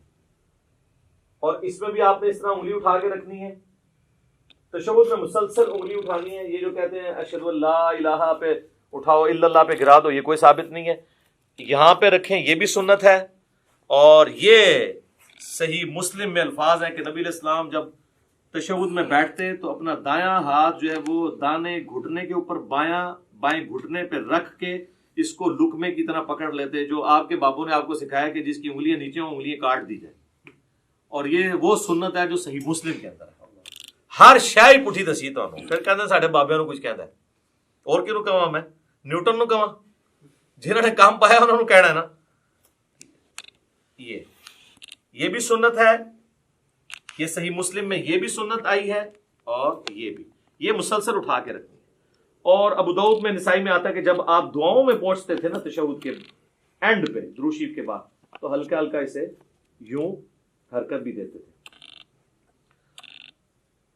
اور اس کے بعد جب آپ پورا تشہد دعائیں مانگ لیں گے، پھر آپ نے دائیں اور بائیں سلام پھیرنا ہے۔ اس میں جو امام مسجد حضرات ہیں وہ تو سلام یہی پھیر رہے ہوتے ہیں، السلام علیکم ورحمۃ اللہ، اور دوسرا سلام ادھر کرتے ہیں، السلام علیکم ورحمۃ اللہ۔ یہ بالکل خلاف سنت ہے۔ آپ نے دائیں طرف والے نمازیوں کو بھی، اور فرشتے ہوں تو ان کی طرف بھی سلام بھیجنا ہے، تو اس کے لیے طریقہ یہ ہے کہ آپ نے پوری گردن موڑنی ہے یوں کر کے، السلام علیکم ورحمۃ اللہ، السلام علیکم ورحمۃ اللہ۔ اچھا، عربیوں کو ایک بڑا مسئلہ ہے۔ اچھا، السلام علیکم ورحمۃ اللہ وبرکاتہ بھی ثابت ہے ابو داؤد کے اندر، دونوں طریقے درست ہیں۔ عربی جو ہے نا ہمارے اجمی لوگوں کو نا، وہ چونکہ امام کے پیچھے ہم لوگ تو عادت ہے نا کہ امام جب پہلا سلام پھیرتا ہے نا، تو جب وہ رحمت اللہ پہ پہنچتا ہے تو ہم پہلا پھیرتے ہیں، پھر وہ دوسرے کے رحمت اللہ پہ پہنچتا ہے تو ہم دوسرا پھیرتے ہیں۔ عربی کیا کرتے ہیں کہ وہ انتظار کرتے ہیں کہ امام دونوں طرف پھیرے، السلام علیکم ورحمۃ اللہ، السلام علیکم ورحمۃ اللہ، اور اس کے بعد وہ پھیرتے ہیں۔ آپ نے دیکھا وہ عرب کے ٹی وی پہ بھی جب آپ کو آواز آ رہی ہوتی ہے اس کی مکبر کی پیچھے سے، تو اور وہ یہ سمجھ رہے ہوتے ہیں کہ ہم صحیح طریقے پہ چل رہے ہیں، دونوں طریقے درست ہیں، کیونکہ آپ ہے تو پیچھے ہی ہے نا۔ جب پہلا سلام پھیرا اس کے بعد ہی آپ نے بھی پہلا پھیرا نا، تو یہ نہیں ہے کہ پورا پھیرے، اگر اس طریقے سے بھی کوئی کرنا چاہتا ہے وہ بھی ٹھیک ہے۔ یہ خام خواہ لوگوں پہ فتوے لگانا کہ وہ امام سے آپ آگے نکلے، امام سے کب آگے نکلے؟ امام نے السلام علیکم ورحمۃ اللہ کہا، اس کے بعد ہی ہم نے کہا، اور امام نے جب دوسرا پھیرا اس کے بعد ہی ہم نے کہا۔ وہ تو حدیث ہے بخاری مسلم میں کہ جو امام سے پہلے رکوع سے سر اٹھائے تو اسے ڈر جانا چاہیے کہ اللہ تعالیٰ اس کا سر جو ہے وہ گدھے کا نہ بنا دے۔ پوسچرز میں آپ نے امام سے پہلے کوئی کام نہیں کرنا، باقی جو بیچ میں پڑھنا ہے وہ آگے پیچھے ہو سکتا ہے، وہ تو نہ آپ سن رہے ہوتے ہیں اس کی، نہ وہ آپ کی سن رہا ہوتا ہے۔ کئی بار ہم تشہد ختم کر کے بیٹھ جاتے ہیں، امام کا تشہد ختم ہی نہیں ہوتا، اس میں آگے پیچھے ہو سکتا ہے، پوسچرز نہیں آپ آگے پیچھے کر سکتے۔ اور دیکھیں اللہ نے نماز میں کیا برکت رکھی ہے کہ نماز میں مسلمانوں کی یونٹی ہے، کوئی فرقہ بھی دوسرے کے پیچھے نماز پڑھ سکتا ہے، کیونکہ بیسک سٹرکچر سب کی یہی ہے 4 رکعتوں میں، پہلے قیام کے بعد رکوع، رکوع کے بعد کھڑے ہونا، اس کے بعد سجدے میں جانا، 2 سجدوں کے درمیان بیٹھنا، اور ایون سنی شیعہ کی کتابیں تو متفق ہیں، شیعہ بھی جو ہے وہ جلسہ اس طرح آتی ہے، یعنی دوسرے سجدے کے بعد بیٹھ کے اٹھتے ہیں، اور اہل سنت بھی جو کتاب و سنت کے فالوورز ہیں وہ اسی طریقے سے اٹھتے ہیں۔ بہرحال کوئی ڈائریکٹ اٹھے یا اس طریقے سے اٹھے، دونوں طریقوں میں وہ ایک فرقے والا دوسرے فرقے والے امام کے پیچھے نماز پڑھ سکتا ہے۔ یہ اللہ نے نماز کی حفاظت کی ہے، نماز کی بیسک سٹرکچر میں کوئی فرق نہیں ہے۔ ورنہ تو یہ ہوتا کہ شیعہ کے قیام کا وقت ہے، آپ کے رکوع کا وقت آ جائے، تو پھر کس طرح ایک دوسرے کے پیچھے پڑھ سکے نماز؟ تو یہ اللہ تعالیٰ نے کم از کم بیسک سٹرکچر جو ہے، باقی جو چھوٹی موٹی چیزیں ان پہ اختلاف ہو سکتا ہے، بہتری کی طرف جانا چاہیے۔ تو یہ میں نے آپ کو ایک بلیو پرنٹ پیش کر دی ہے، قیام کیسے کرنا ہے، رفع الیدین کیسے کرنا ہے، اور اسی طریقے سے سجدہ کیسے کرنا ہے، 2 سجدوں کے درمیان بیٹھنا کیسے ہے، کون کون سی چیز پہلے لگانی ہے، کون سی بعد میں، کیسے سہارا لے کے اٹھنا ہے، انگلیاں کیسے رکھنی ہے، ساری چیزیں بتا دی ہیں۔ اہل تشیع کے ہاں ایک ریناؤنڈ چیز ہے کہ وہ جب یعنی نماز کا اختتام کرتے ہیں تو 3 دفعہ اللہ اکبر ایسے ایسے کہتے ہیں، تو سلام نہیں پھیرتے، لیکن شیعہ سلام پھیرنے کے قائل بھی ہیں۔ خامنائی صاحب نے نماز پڑھائی، ثاقب اکبر صاحب نے مجھے خود کہا، میں نے ان کے پیچھے نماز پڑھی، انہوں نے دونوں طرف سلام پھیرا، دونوں طریقے درست ہیں۔ باقی اللہ اکبر پہ تو ہم بھی متفق ہیں کہ نماز کے اینڈ پہ ہم بھی بلند آواز سے اللہ اکبر کہتے ہیں۔ بخاری مسلم میں حدیث ہے کہ نبی علیہ السلام کی نماز کا مکمل ہونا اللہ اکبر کی آواز سے، تکبیر کی آواز سے پہچانا جاتا تھا، اس کے بعد آہستہ آواز سے 3 دفعہ استغفر اللہ، اور پھر اللہم انت السلام منک السلام تبارک یا ذا الجلال والاکرام۔ جو ہمارے گرین اور بلو کارڈز آپ پڑھ سکتے ہیں، سب کچھ موجود ہے اس کے اندر۔ تو یہ بیسک سٹرکچر تھی جس میں نے کوشش کی کہ آپ کو ایک اوور آل پکچر پتہ چل جائے۔ اب میں فزیکلی آپ کو نماز پڑھ کے بھی بتاؤں گا، تاکہ آپ کو پتہ چل جائے کہ اس میں نے یہ پڑھنا ہے اور اس طرح پڑھنا ہے اور کم از کم اتنا پڑھنا ہے. زیادہ تو آپ جتنا گڑ ڈالیں میٹھا ہوگا. لیکن اس لیول پہ جانے سے پہلے میں آپ کو ایک بلو پرنٹ باقی نمازوں کا بھی بتا دیتا ہوں. یہ تو 4 رکعتوں کا بتایا, اگر 2 رکعتیں ہوتی تو میں دوسری رکعت میں یوں تورک بیٹھ جاتا. اور اگر وطر کی نماز ہوتی تو وطر کا طریقہ بھی ہم ڈسکس کر رہے ہیں, تو وطر کا طریقہ بھی سیم اسی طریقے سے جس طرح عام نماز ہے. 3 وطر نبی علیہ السلام کی عمومی سنت ہے. صحیح بخاری میں قاسم بن محمد بن ابی بکر جو سیدنا ابو بکر رضی اللہ تعالیٰ عنہ کے پوتے ہیں, وہ کہتے ہیں میں نے صحابہ کرام کو 3 رکعت وطر پہ پایا, البتہ ایک میں حرج نہیں ہے. اور بخاری مسلم میں وہ تو مشہور حدیث ہے, رمضان ہو یا غیر رمضان, اما عائشہ کہتی ہیں نبی علیہ السلام 11 رکعت پڑھتے تھے, 8 تراویح اور 3 وطر, یا 8 نفل یا تہجد, کچھ بھی کہہ لیں. تو 3 وطر کا طریقہ یہ ہے کہ آپ نے وطر کو مغرب سے مختلف کرنا ہے, کیونکہ المستدرک للحاکم میں صحیح ابن حبان میں موجود ہے, نبی علیہ السلام نے فرمایا اسے مغرب سے مختلف کرو. اور مغرب سے مختلف کرنے کا طریقہ کیا ہے کہ 2 طریقے ہیں. ایک وہ ہے جو صحیح بخاری اور مسلم میں آیا ہے عبداللہ بن عمر سے, کہ وہ 2 رکعتیں پڑھنے کے بعد سلام پھیر دیا کرتے تھے, اور پھر سلام پھیرنے کے بعد اگر کسی اپنے غلام کو کوئی حکم دینا ہوتا تو حکم دیتے تاکہ یہ پتہ چل جائے کہ اس کے دوران بول سکتے ہیں, اور پھر 1 رکعت الگ سے پڑھا کرتے تھے. یہ مغرب سے مختلف کرنے کا ایک طریقہ ہے. دوسرا جو ہے وہ ہمیں سیدنا عمر فاروق رضی اللہ تعالیٰ عنہ سے صحیح ابن خزیمہ میں, ابن حبان میں, المستدرک للحاکم اور کئی کتابوں میں ملتا ہے کہ وہ کیا کرتے تھے کہ دوسرا جو تشہد ہے نا, جو 2 رکعتوں کے بعد جو تشہد ہے وہ نہیں بیٹھتے تھے. مغرب میں تو ہم بیٹھتے ہیں نا, تو دوسری رکعت میں بھی وہ جلسہ استراحت کرتے تھے اور تیسری رکعت کے لیے کھڑے ہو جاتے تھے. اور جب آپ تیسری رکعت کے لیے کھڑے ہوں گے, چونکہ یہ آڈ رکعت ہے, تو پھر یہ رفع الیدین سے شروع ہوگی. یہ بھی اکثر لوگ پوچھ رہے ہوتے ہیں کہ تیسری بغیر رفع الیدین دی ہوگی, رفع الیدین. سر آڈ رکعت سمپل فارمولہ ہے رفع الیدین کے ساتھ. رفع الیدین کتنے ہونے ہیں؟ 4 رفع الیدین تو اتفاقی ہیں. نماز شروع کرتے وقت, ہر رکعت میں رکوع میں جاتے وقت اور اٹھتے وقت 3 ہو گئے, اور 2 رکعتوں سے اٹھ کے یعنی تیسری رکعت کے اندر یہ 4 ہے, اور 5واں 2 سجدوں کے درمیان ہے. اس کے علاوہ بھی اگر جس کو جتنا شوق ہے کرتا رہے, ہر اٹھک بیٹھک پہ کرے, اس کی مرضی. یہ ایٹ لیسٹ ڈیٹم لیول ہے. اچھا جی, اب وطر میں چونکہ وہ مختلف اس طرح کرنا ہے, وہ تو میں نے آپ کو بتا دیا. جب آپ تیسری رکعت میں ہوں گے, چاہے وہ الگ سے پڑھ رہے ہوں آپ, چاہے وہ آپ فصل کر کے یعنی سلام درمیان والے دونوں پھیر کے اس کے بعد پڑھ رہے ہوں, تو جب آپ تیسری رکعت میں سورۃ الفاتحہ میں سورت ملا لیں گے, اس کے بعد آپ اس کے ساتھ ہی دعائے قنوت پڑھ سکتے ہیں. اللہم اہدنی فیمن ہدیت. آج کلپ چڑھ گیا ہوگی کہ اصل دعا کیڑی ہے, ٹھیک ہے جی. تو اور اس میں آپ ارسال الیدین اگر کیے ہوئے تو اس حالت میں پڑھیں گے, لیکن پڑھیں گے آپ رکوع سے پہلے. صحیح بخاری میں 1002 نمبر حدیث ہے, انس بن مالک کہتے ہیں وہ شخص غلط بیانی کر رہا ہے, جھوٹ بول رہا ہے, جو یہ کہہ رہا ہے کہ نبی صلی اللہ علیہ وآلہ وسلم قنوت وطر کی قنوت کی دعا جو ہے وہ رکوع کے بعد کیا کرتے تھے. آپ نے صرف 1 مہینہ رکوع کے بعد کی, وہ کافروں پہ بد دعا کی تھی, قنوت نازلہ. آپ ہمیشہ رکوع سے پہلے کرتے تھے. رکوع سے پہلے کیسے ہے, سورت ملائی, اس کے بعد یہ آپ نے پڑھ دیا اللہم اہدنی فیمن ہدیت, یہ دعا پوری کی, پھر آپ رفع الیدین کر کے رکوع میں چلے گئے. اور دوسرا طریقہ جو کم از کم 3 تابعین سے ثابت ہے اور سیدنا عمر سے بھی ثابت ہے, اور المصنف ابن ابی شیبہ میں, مستدرک الحاکم میں, صحیح ابن حبان کے اندر, ابن خزیمہ کے اندر, المعجم الکبیر طبرانی کے اندر ڈیٹیل سے مل جائے گا آپ کو کہ سیدنا عمر جو ہے وہ تکبیر کہتے تھے دعائے قنوت پڑھنے سے پہلے. یعنی سورت ملا لی, اس کے بعد سورت ملانے کے بعد آپ نے اللہ اکبر کیا, تکبیر کہی, اور دوبارہ ہاتھ باندھ کے آپ نے دعائے قنوت مانگی. اس میں ہاتھ نہیں اٹھانے ہوتے کیونکہ یہ قنوت نازلہ نہیں ہے, یہ عام قنوت ہے. عام قنوت میں ہاتھ باندھے جاتے ہیں, یا ارسال الیدین کر کے آپ پڑھیں. ہاتھ اٹھانے والی کافروں میں بد دعا ہے, اور وہ ہوتی بھی رکوع کے بعد ہے, اور وہ ہوتی بھی عموماً فرض رکعت جو فرض نماز ہے اس کی آخری رکعت میں رکوع میں جانے کے بعد ہوتی ہے, جو سنت ہے. وہ آپ کو قنوت والا چیپٹر مشکات میں مل جائے گا, ابو داؤد ترمذی ابن ماجہ کے حوالے سے حدیث مل جائے گی. اور جو قنوت وطر کے اندر کوئی قنوت نازلہ کرنا چاہتا ہے تو نبی علیہ السلام سے ثابت نہیں, لیکن صحابہ کرام سے, ابی ابن کعب سے صحیح ابن خزیمہ کے اندر موجود ہے, جس میں دعائے قنوت بھی انہوں نے پڑھی اور ساتھ درود شریف بھی پڑھا اینڈ کے اوپر, اور بھی دعائیں مانگی, وہ آپ کر سکتے ہیں. صحابہ کا یہ طریقہ, اور میں اس پہ اکثر کہتا ہوں کہ جو لوگ کہتے ہیں کہ صحابہ کرام نعوذ باللہ حجت نہیں ہے، ہم نے مرفوع حدیثی دیکھنی ہے، تو ان کے لیے لمحہ فکری ہے کہ وہ جتنی یہاں پہ قنوت نازلہ پڑھا رہے ہیں اپنے وطروں کے اندر رمضان میں، وہ تو صحابہ کا طریقہ ہے۔ جب داڑھی کی باری آتی ہے ہم نہیں کاٹتے، لیکن مٹھی کے بعد صحابہ کا اجماع ہے کہ کاٹنا جائز ہے۔ وہاں کہتے ہیں جی ہم نبی علیہ السلام کو دیکھ رہے ہیں، تو نبی علیہ السلام کو بھی نہیں آپ دیکھ رہے، نبی علیہ السلام کی تو مٹھی سے بڑی نہیں ہے، یہ بھی میں نے ثابت کیا ہے الحمدللہ۔ ساتھ ساتھ تھوڑی سی برین واشنگ ہوتی رہنی چاہیے، تبھی چیزوں کی سمجھ آتی ہے۔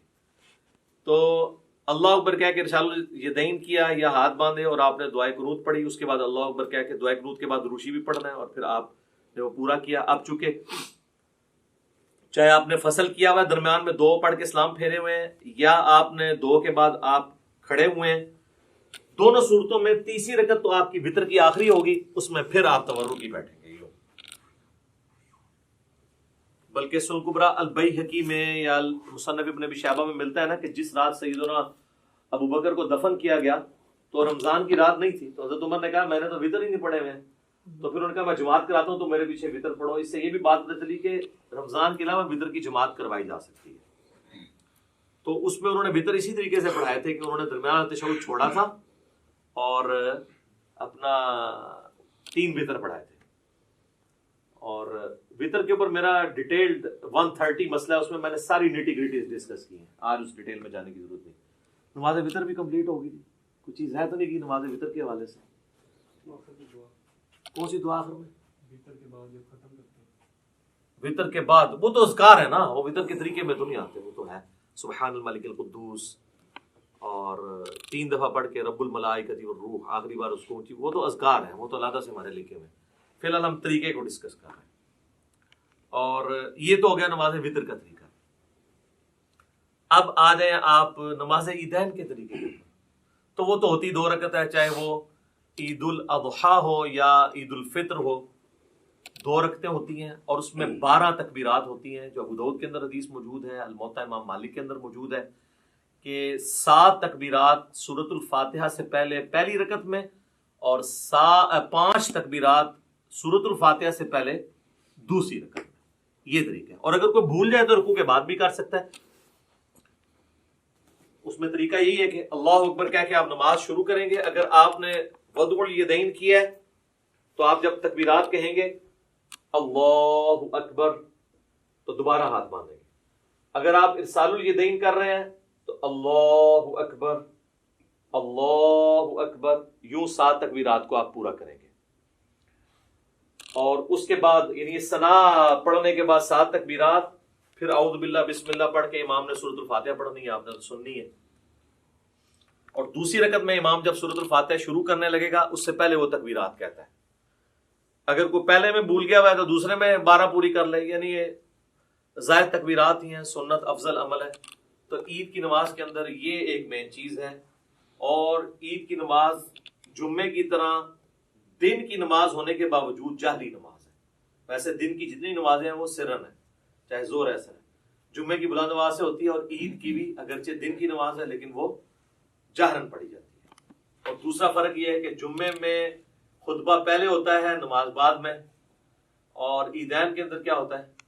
نماز پہلے خطبہ بعد۔ باقی وہ آل امیہ نے پہلے شروع کروا دیا تھا، کیونکہ بعد میں حضرت علی کے اوپر وہ لانتے کرتے تھے، تو ظاہر سامنے تو صحابہ بیٹھے تھے۔ 500 تکبیروں میں باندھنے یار میں نے بتایا ہے کہ اگر ارسال الیدین کر رہے ہیں تو ارسال الیدین کریں گے، اگر وضع الیدین کرنا ہے تو وضع الیدین، چھوڑنا نہیں ہے۔ حنفی چھوڑتے ہیں، مجھے پتا ہے، ہاں وہ میں نے کلیئر کر دیا کیا کرنا ہے، اسی لیے کہا ہے تو اس کو مزید کلیئر کرتے تھے۔ تو عید کی نماز کے اندر ہمارے حنفی بھائیوں کے اندر یہ چیز موجود ہے کہ وہ ارسال الیدین کرتے ہیں، اور آخری دفعہ جب وہ تکبیر کہتے ہیں، خیر وہ 12 تکبیریں تو کہتے بھی نہیں، وہ 6 تکبیریں کہتے ہیں، تو اس کو باندھتے ہیں۔ تو ٹھیک ہے یار، کسی بہانے چلو سال بعد یا رفع دین کر رہے ہیں، کرن دو۔ شکر ہے کہ وہ جو گھوڑوں کی دموں والا انہوں نے ایک تماشا لگایا ہوا تھا، اور وہ کہتے تھے وہ بت رکھ کے آتے تھے، وہ ساری چیزیں ختم ہو جاتی ہیں۔ رفع الیدین نماز کا سکون برباد کرتا ہے، تو جے سال بعد وہ سکون والی نماز دی بے سکونی کرنے لگے نا، یعنی سنت کے مطابق عمل کرنے ہی لگے، تو کرنے دیں یار، باندھنا کرا دیو کہ رفع الیدین ہونا تھا۔ عید قائم ہے تو ان کی ڈاکٹرین ختم ہے، وہ کہتے ہیں نماز کے سکون کو برباد کرتا ہے تو پھر ہر رفع الیدین کرے گا۔ وہ کہتے ہیں بس پہلا ٹھیک ہے، اس کے بعد جو ہے وہ برباد کرتا ہے۔ تو وہ قنوت وتر والا بھی رفع الیدین کرتے ہیں، ان کو کرنے دیں، ہم بھی کرتے ہیں، تو میں بتا رہا تھا کہ عید کی نماز کا جو پہلا خطبہ ہے انہوں نے شروع اس لیے کرایا کہ بعد میں تو یہ بھیجتے تھے لانتے، تو لوگ بھیجتے تھے ان کے اوپر لانتے، ٹھیک ہے، اور میں نے یہ بخاری مسلم سے ثابت کی ہے یہ کیا سلسلہ شروع ہوا. تو کربلا ہر جگہ آئے گی، یہ آپ نے یاد رکھنا ہے، کربلا سے آپ کی جان نہیں چھوٹنی، ٹھیک ہے. تو یہ ہو گیا جناب عیدین کا طریقہ، دونوں عید کی نمازوں کا یہی طریقہ ہے. اور نیت سب کے لیے وہی ہے، ذہن میں حاضر کرنی ہے. لوگ عید والے دن نیت یاد کرا رہے ہوتے ہیں کہ جناب یاد کر لو ہے کرنی ہے. اچھا جی، اب آ جائیں اب آخر میں نماز جنازہ کی.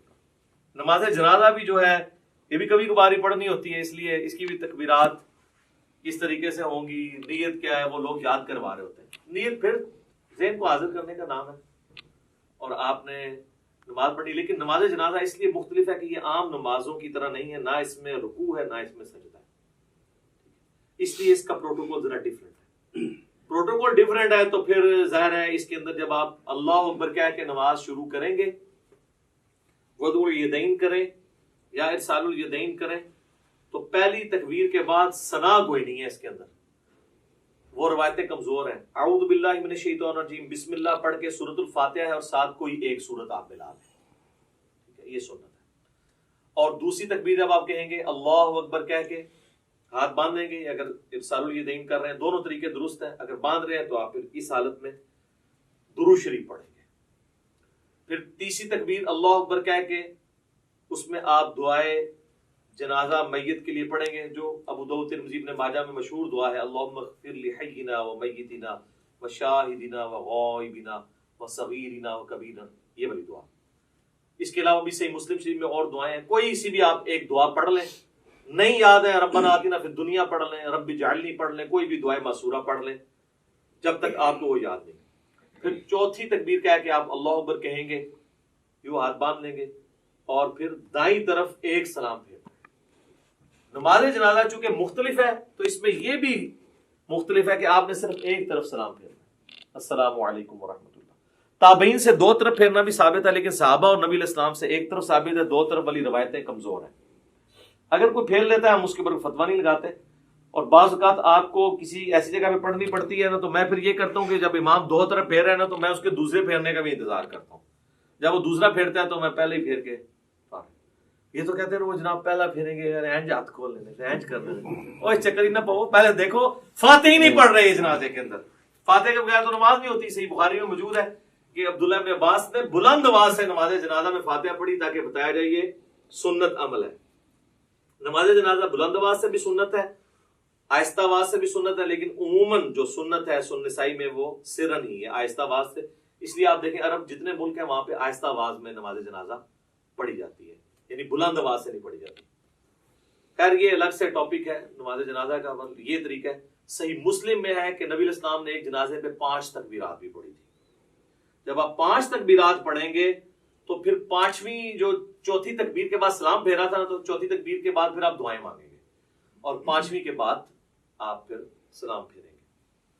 شیعہ عموماً 5 ہی کرتے ہیں، سنی جو ہیں وہ 4 ہی کرتے ہیں. ویسے شیخ زبیر صاحب کے جنازے پہ بھی 5 ہوئی تھی اور مولانا ساق صاحب کے جنازے پہ انہوں نے وصیت کی ہوئی تھی، تکبیرات بھی 5 ہوئی تھی، سلام بھی ایک طرف پھیرا گیا.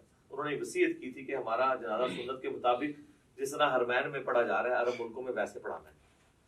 اس طرح سے نہیں کہ وہاں پہ جو کچھ ہو رہا ہے وہ سنت کے مطابق ہو رہا ہے، یعنی یہ کام سنت کے مطابق. تو نماز جنازہ کا یہ طریقہ ہے. اکثر لوگ ہمارے بھائیوں کو تنگ کرتے ہیں اور نماز جنازہ ریکارڈ کریں، سر کی ریکارڈ کریں، یہ ٹوٹل طریقہ ہے، نہ رکوع ہے نہ سجدہ ہے. اور پریکٹیکلی یعنی وہ جنازہ پڑھ کے بتانا ضروری نہیں ہے، بس پوسچر بتا دیا آپ خود کر لیں. اور بچپن سے ہم لوگ پڑھتے آ رہے ہیں. فرق اس میں یہی ہے کہ سورۃ الفاتحہ سورت ہے، دوسری میں درود شریف نماز والا، تیسری میں دعا ہے. بہتر ہے جنازہ والی دعا پڑھیں اور چوتھی میں آپ نے سلام پھیر دینا، یا چوتھی کے بعد بھی دعا ہے، پانچویں کے بعد سلام پھیر دیں. تو یہ ہے. اس کے بعد میت کے لیے دعا ہے قبر پہ جا کے، وہاں پہ نہیں ہے اجتماعی دعا ثابت.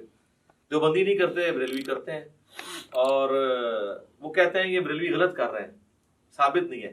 تو دیوبندیوں سے پوچھا جو آپ فرض نماز کے بعد اجتماعی دعا کرتے ہیں یہ بھی تو ثابت نہیں ہے، تو وہاں پھر ان کے پاس کوئی جواب نہیں ہوتا. تو دونوں ہی اپنے اپنے حصے کا غلط کام کر رہے ہیں. سنت یہی ہے کہ آپ نے سنت اذکار کرنے ہیں فرض نماز کے بعد. اور میت کے لیے ابو داؤد میں الفاظ ہیں کہ جب دفنا چکو تو اس کے لیے وہاں مغفرت کی، قبر میں سوالوں کی استقامت کے لیے دعا کرو. اور صحیح مسلم میں ڈیٹیل حدیث موجود ہے. عمر بن عاص نے تو وصیت کی تھی اتنی دیر بیٹھنا ہے میری قبر کے پاس جتنی دیر اونٹ کو نہر کر کے اس کا گوشت تقسیم کیا جاتا ہے، ایٹ لیسٹ 2 گھنٹے، کم از کم 2-2.5 گھنٹے. تو یہ سنت طریقہ ہے. یہ سارا ہو گیا جی. کوئی چیز اس میں نماز جنازہ میں، نماز وطر کے اندر، نماز عیدین میں یا عام نماز کے اندر کوئی چیز رہ گئی ہو؟ جنازے میں کوئی کسی بندے کی تکبیرات چھوٹ جائے، ہاں اس میں یہ ہے کہ جس طرح عام نماز میں تو ہمیں پتہ نا کہ اگر کوئی رکعت چھوٹ جائے تو وہ رکعت پوری کرنی ہوتی ہے، تو اس میں بھی اگر آپ کی تکبیرات چھوٹ گئی ہوئی ہیں نا تو آپ نے تکبیرات جو ہیں وہ پوری کرنی ہے. اب چونکہ اگر سرن ہو رہا ہے پھر تو آپ کو پتہ ہی نہیں کون سی تکبیر چل رہی ہے، تو آپ اپنی ترتیب سے ہی کریں. آپ یہی سمجھیں وہ آپ کی پہلی ہے، آپ سورۃ الفاتحہ پڑھ لیں، اور اگر جہرن ہو رہی ہے تو آپ اسی کو فالو کریں، اور جو رہ گئی ہے امام کے سلام پھیرنے کے بعد آپ اس کو مکمل کریں ان تکبیرات کو. اور یہاں پہ میں آپ کو ضمن بتا دوں، جو ائمہ حضرات ہیں نا ان کی ذمہ داری ہے کہ وہ تکبیرات زیادہ لمبی نہ کہا کریں، کیونکہ پیچھے مقتدی پہلے ہی اللہ اکبر کہہ دیتے ہیں، اور اگر تکبیر تحریمہ والا اللہ اکبر مقتدی نے امام سے پہلے کہہ لیا اس کی نماز سٹارٹ ہی نہیں ہوگی، کیونکہ امام سے آگے نکل گیا نا. درمیان والی جو انتقال والی تکبیرات ہیں وہ تو آگے پیچھے ہو سکتی ہیں اس میں، لیکن پہلی تکبیر اگر امام سے پہلی. اب کئی امام جنازے میں، عیدین میں، عام نمازوں میں تو نہیں، زیادہ جنازے میں ہوتا ہے، وہ کرتے ہیں اللہ اکبر. اب نیچے جو بیچارہ شروع کرتا ہے، عیدین میں بھی دیکھا ہے لوگ شروع کرتے ہیں تو وہ اکبر ختم نہیں ہوتا، وہ پہلے ہاتھ باندھ دیتے ہیں یا ہاتھ چھوڑ دیتے ہیں. تو میں تو انتظار کرتا ہوں جب وہ اکبر کے رع پہ پہنچتا ہے نا نماز عید میں یا نماز جنازہ میں، تو پھر میں اللہ اکبر سے پڑھوں. تو یہ آپ ٹرین کریں تو بہتر یہ کہ آپ مختصر اس کو کریں، اتنا لمبا نہ کریں کہ پیچھے لوگوں کے سانس ٹوٹ جائیں، یا ان کو ایجوکیٹ کریں. اتنا لمبا کرنے کی ضرورت کیا ہے؟ یہ تو ضرورت تھی اس وقت جب سپیکر نہیں تھے تو پیچھے تک آواز پہنچانے کے لیے کہ چلو آ ہی جائے کسی کو آواز. تو اب تو ضرورت نہیں ہے. اللہ اکبر سپیکر میں اتنے ماشاءاللہ موجود ہے. اور کوئی چیز اس حوالے سے جو اس کے پوسچرز طریقے کے اعتبار سے آ رہی ہو؟ جی سنت ہے. جنازے میں بھی ہر تکبیر کے اوپر رفع الیدین کرنا، یہ بھی سنت ہے. نماز عیدین میں بھی ہر تکبیر کے اوپر رفع الیدین کرنا سنت ہے. ابو داؤد میں واضح حدیث ہے، مسند احمد میں موجود ہے. عبداللہ بن عمر کہتے ہیں کہ قیام کی حالت میں نبی علیہ السلام جب بھی تکبیر کہتے تھے تو اپنے ہاتھوں کو بلند کرتے تھے. تو یہ جنرل ہے، ٹھیک ہے. شیخ البانی کا یہ موقف ہے کہ جنازے میں عیدین میں چھوڑ بھی سکتے ہیں، اور یہاں پہ بھی جو البانی صاحب کے فالوور ہیں وہ عید کے خطبے میں کہہ رہے ہوتے ہیں چھوڑ بھی دیتے ہوں. میں خدا دا ناج حنفی سال بعد کرنے لگے جو وہ بھی چھڑان لگے ہو. کیوں اس طرح کی باتیں بتاتے ہیں جو سند سے ثابت ہی نہیں ہے؟ یہ بالکل غلط ہے. رفع الیدین تو المعجم الکبیر طبرانی پہ ہے کہ رفع الیدین کرنے پہ ہر انگلی کے عوض آپ کو 10 نیکیاں ملتی ہیں. تو اسی لیے تو ہم قنوت وتر سے پہلے بھی رفع الیدین کرتے ہیں تاکہ ہم یہ نیکیاں ضائع نہ کریں، ٹھیک ہے. تو یہ آپ 10 انگلی ہیں تو 10 ضرب 10 کر لیں. تو رفع الیدین کریں جی، وتر میں بھی کریں، عام حالت میں بھی کریں، جتنا آپ کر سکتے ہیں کریں. اب تو اللہ کا فضل ہے کہ رفع الیدین کی ایکسیپٹنس آ گئی ہے. کوئی مسجد ایسی نہیں ہے جہاں پہ آپ کو آمین اونچی کہنے والے رفع الیدین والے نہ ملیں. انقلاب تو آیا ہے نا جی، صدا تو جھوم رہی ہے ہر طرف سے کہ نہ میں وہابی نہ میں بابی، میں ہوں مسلم، علمی کتاب. اللہ کا شکر ہے لوگ کتابوں کے ساتھ جڑ گئے. چلیں جی، یہ سارا میں نے اس لیے بیان کیا تاکہ آپ کو ایک بلو پرنٹ اس حوالے سے کلیئر ہو جائے. اور اس میں اب میں پریکٹیکلی نماز پڑھ کے آپ کو بتاؤں گا تاکہ یہ پتہ بھی چلے کہ پڑھنا کس بیچ میں کیا کچھ پڑھنا ہے. اور اس میں پوسچر اس طریقے سے بناؤں گا جو میں نے آپ کو ایجوکیٹ کی ہیں، انہی پوسچرز کے مطابق میں آپ کو لے کے چل رہا ہوں گا تاکہ آپ اس سنت کے مطابق نماز کے طریقے کے اوپر عمل کر سکیں. تو اب انشاءاللہ تعالی میں پریکٹیکلی نماز پڑھ کے بتاؤں گا انشاءاللہ. اچھا میرے بھائیو، اب میں انشاءاللہ آپ کو پریکٹیکلی کم از کم 2 رکعت پڑھ کے بتاؤں گا تاکہ آپ کو پتہ چلے کہ نماز کے اندر کون کون سی تسبیحات پڑھنی ہے، ثنا کیسے پڑھنی ہے، سورۃ الفاتحہ، جو ایک کم از کم درجہ نماز کا اتنا ہونا چاہیے. باقی آپ جتنا گڑ ڈالیں گے اتنا میٹھا ہے. تو چند تسبیحات کے ساتھ میں اس کو کور کروں گا تاکہ آپ لوگ وہ چیزیں یاد بھی کر سکیں.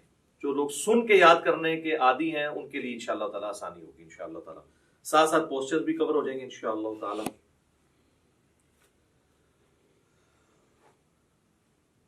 اللہ اکبر. سبحانك اللهم وبحمدك وتبارك اسمك وتعالى جدك ولا إله غيرك. أعوذ بالله من الشيطان الرجيم. بسم الله الرحمن الرحيم الحمد لله رب العالمين الرحمن الرحيم مالك يوم الدين إياك نعبد وإياك نستعين اهدنا الصراط المستقيم صراط الذين أنعمت عليهم غير المغضوب عليهم ولا الضالين آمين بسم الله الرحمن الرحيم قل يا أيها الكافرون لا أعبد ما تعبدون ولا أنتم عابدون ما أعبد ولا أنا عابد ما عبدتم ولا أنتم عابدون ما أعبد لكم دينكم ولي دين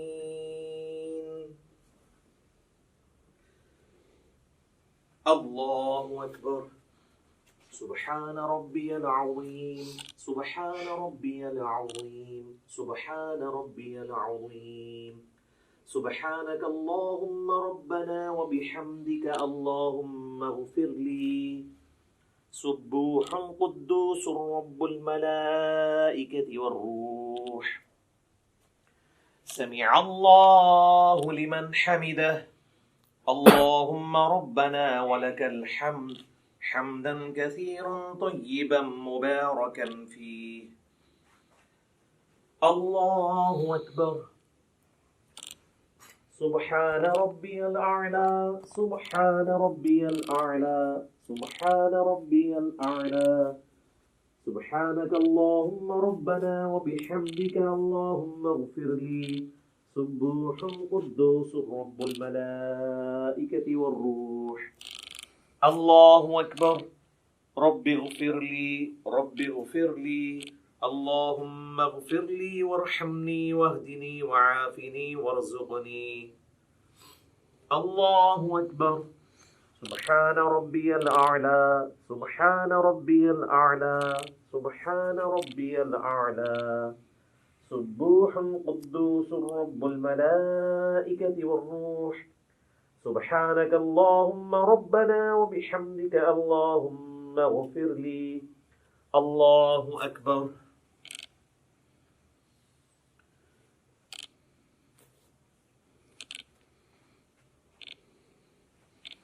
بسم الله الرحمن الرحيم الحمد لله رب العالمين الرحمن الرحيم مالك يوم الدين إياك نعبد وإياك نستعين اهدنا الصراط المستقيم صراط الذين أنعمت عليهم غير المغضوب عليهم ولا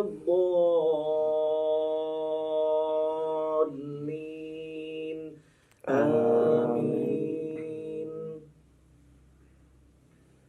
بسم الله الرحمن الرحيم قل هو الله أحد الله الصمد لم يلد ولم يولد ولم يكن له كفوا أحد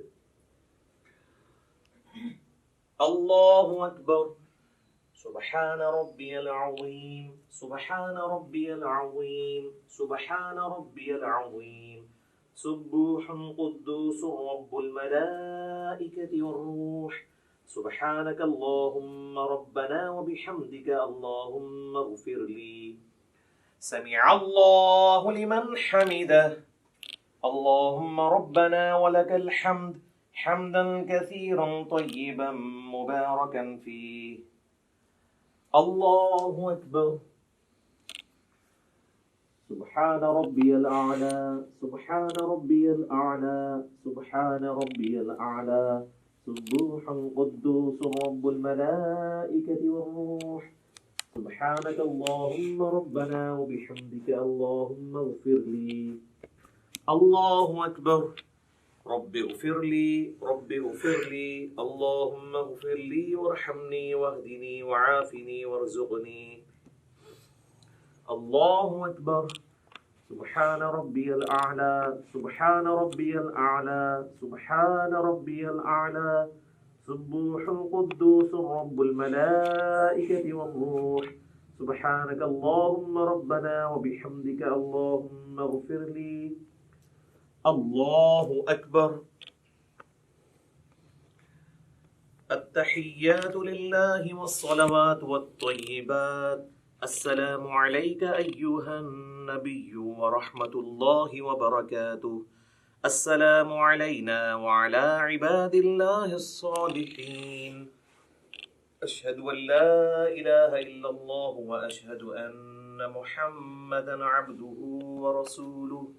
اللهم صل على محمد وعلى آل محمد كما صليت على إبراهيم وعلى آل إبراهيم إنك حميد مجيد. اللهم بارك على محمد وعلى آل محمد كما باركت على إبراهيم وعلى آل إبراهيم إنك حميد مجيد. اللهم إني أعوذ بك من عذاب جهنم ومن عذاب القبر ومن فتنة المحيا والممات ومن شر فتنة المسيح الدجال. اللهم ربنا آتنا في الدنيا حسنة وفي الآخرة حسنة وقنا عذاب النار. السلام علیکم ورحمۃ اللہ. السلام علیکم ورحمۃ اللہ. اللہ اکبر. السلام علیکم. تبارک یا ذا الجلال والاکرام. اچھا، آپ لوگوں نے گھبرانا نہیں ہے. میں نے نماز کو اس کے اعلیٰ ترین درجے پہ پڑھا ہے. اگر آپ اس کو لوز درجے پہ پڑھنا چاہتے ہیں تو سبحان ربی العظیم 3 دفعہ کافی ہے، سبحان ربی الاعلیٰ 3 دفعہ کافی ہے، اور 2 سجدوں کے درمیان رب اغفر لی یہ پڑھ لینا کافی ہے. باقی تشہد میں آپ نے نظر اپنی انگلی پہ رکھنی ہے. ابو داؤد میں حدیث ہے نبی علیہ السلام انگلی کی طرف دیکھتے رہتے تھے. اس طریقے سے سلام پھیرتے وقت یہاں پہ یہ یعنی اس میں آپ نے اس ریجن سے باہر نہیں جانا. باقی سنن نسائی کے اندر حدیث موجود ہے کہ نبی علیہ السلام ضرورت کے تحت بغیر گردن ہلائے ہوئے آگے یعنی دائیں بائیں بھی دیکھ لیا کرتے تھے. بعض کا ضرورت ایسی پڑ جاتی ہے، نماز کا ٹائم کتنا رہ گیا جماعت کھڑے ہونے میں، تو اس کے لیے نماز میں اگر کسی نے یوں گھڑی دیکھ لی تو بالکل جائز ہے، اس میں کوئی مسئلہ نہیں ہے. یہ کوئی ایسی چیز نہیں جو نماز کو توڑ دے. تو یہ 2 رکعت والی نماز تھی، اس لیے میں نے پہلے تشہد میں ہی تورک بیٹھ گیا. اگر یہ درمیان والا تشہد ہوتا تو میں اس طرح بیٹھتا اور عبدہ و رسولہ کے بعد اللہم صلی علی محمد وعلی آل محمد افضل ہے، یا اس کے بغیر ہی عبدہ و رسولہ کے بعد میں پھر تیسری رکعت کے لیے یوں کر کے کھڑا ہو جاتا اور پھر تیسری رکعت بھی مکمل کرتا، چوتھی کے بعد پھر تورک بیٹھتا. میں نے 2 رکعت اس لیے کی تاکہ آپ کو یہ پتہ چل جائے کہ بیچ میں پڑھنا کیا ہے. اب آپ آ جائیں نماز وتر کی طرف. نماز وتر میں بھی میں نے آپ کو پہلے بتا دیا کس طریقے سے پڑھنا ہے. اب اس کی جو آخری رکعت ہے وہی سب سے امپورٹنٹ ہے کہ جس میں آپ نے سورت ملانے کے بعد دعائے قنوت پڑھنی ہے. سنت یہی ہے کہ پہلی رکعت میں آپ سبح اسم ربک الاعلی پڑھیں، دوسری میں قل یا ایھا الکافرون، اور تیسری میں قل ھو اللہ احد، اور قل اعوذ برب الفلق قل اعوذ برب الناس بھی ثابت ہے. تو بہرحال فرض کیا ہم وتر کی تیسری رکعت میں پہنچ گئے ہیں، ہم نے سورت بھی ملا لی ہے. اگر ہم وضع الیدین کر کے نماز پڑھ رہے ہیں تو میں اسی سے سٹارٹ لیتا ہوں تاکہ آپ کو پتہ چلے اس کے بعد کرنا کیا ہے. بسم اللہ الرحمن الرحیم. قل هو اللہ احد اللہ الصمد لم یلد ولم یولد ولم یکن له کفوا احد. اللہ اکبر. اللهم اهدني فيمن هديت وعافني فيمن عافيت وتولني فيمن توليت وبارك لي فيما أعطيت وقني شر ما قضيت فإنك تقضي ولا يقضى عليك إنه لا يذل من واليت ولا يعز من عاديت تباركت ربنا وتعاليت. اللهم صل على محمد وعلى آل محمد كما صليت على إبراهيم وعلى آل إبراهيم إنك حميد مجيد. اللهم بارك على محمد وعلى آل محمد كما باركت على إبراهيم وعلى آل إبراهيم إنك حميد مجيد. الله أكبر. سبحان ربي العظيم سبحان ربي العظيم سبحان ربي العظيم. سمع الله لمن حمده. اللهم ربنا ولك الحمد حمدا كثيرا طيبا مباركا فيه. پھر اسی طریقے سے آپ نے کنٹینیو کرنا ہے. یہ وہ ڈفرنس تھا. باقی جو عید کی تکبیرات ہیں وہ تو بتانے کی ضرورت نہیں ہے. سورۃ الفاتحہ سے پہلے آپ نے ہر دفعہ اللہ اکبر کہنا ہے. پھر سال الیدین کر رہے ہیں تو ہاتھ چھوڑ دینے ہیں. اگر وضع الیدین سے نماز پڑھ رہے ہیں تو ہر تکبیر کے بعد آپ نے ہاتھ باندھنے ہیں.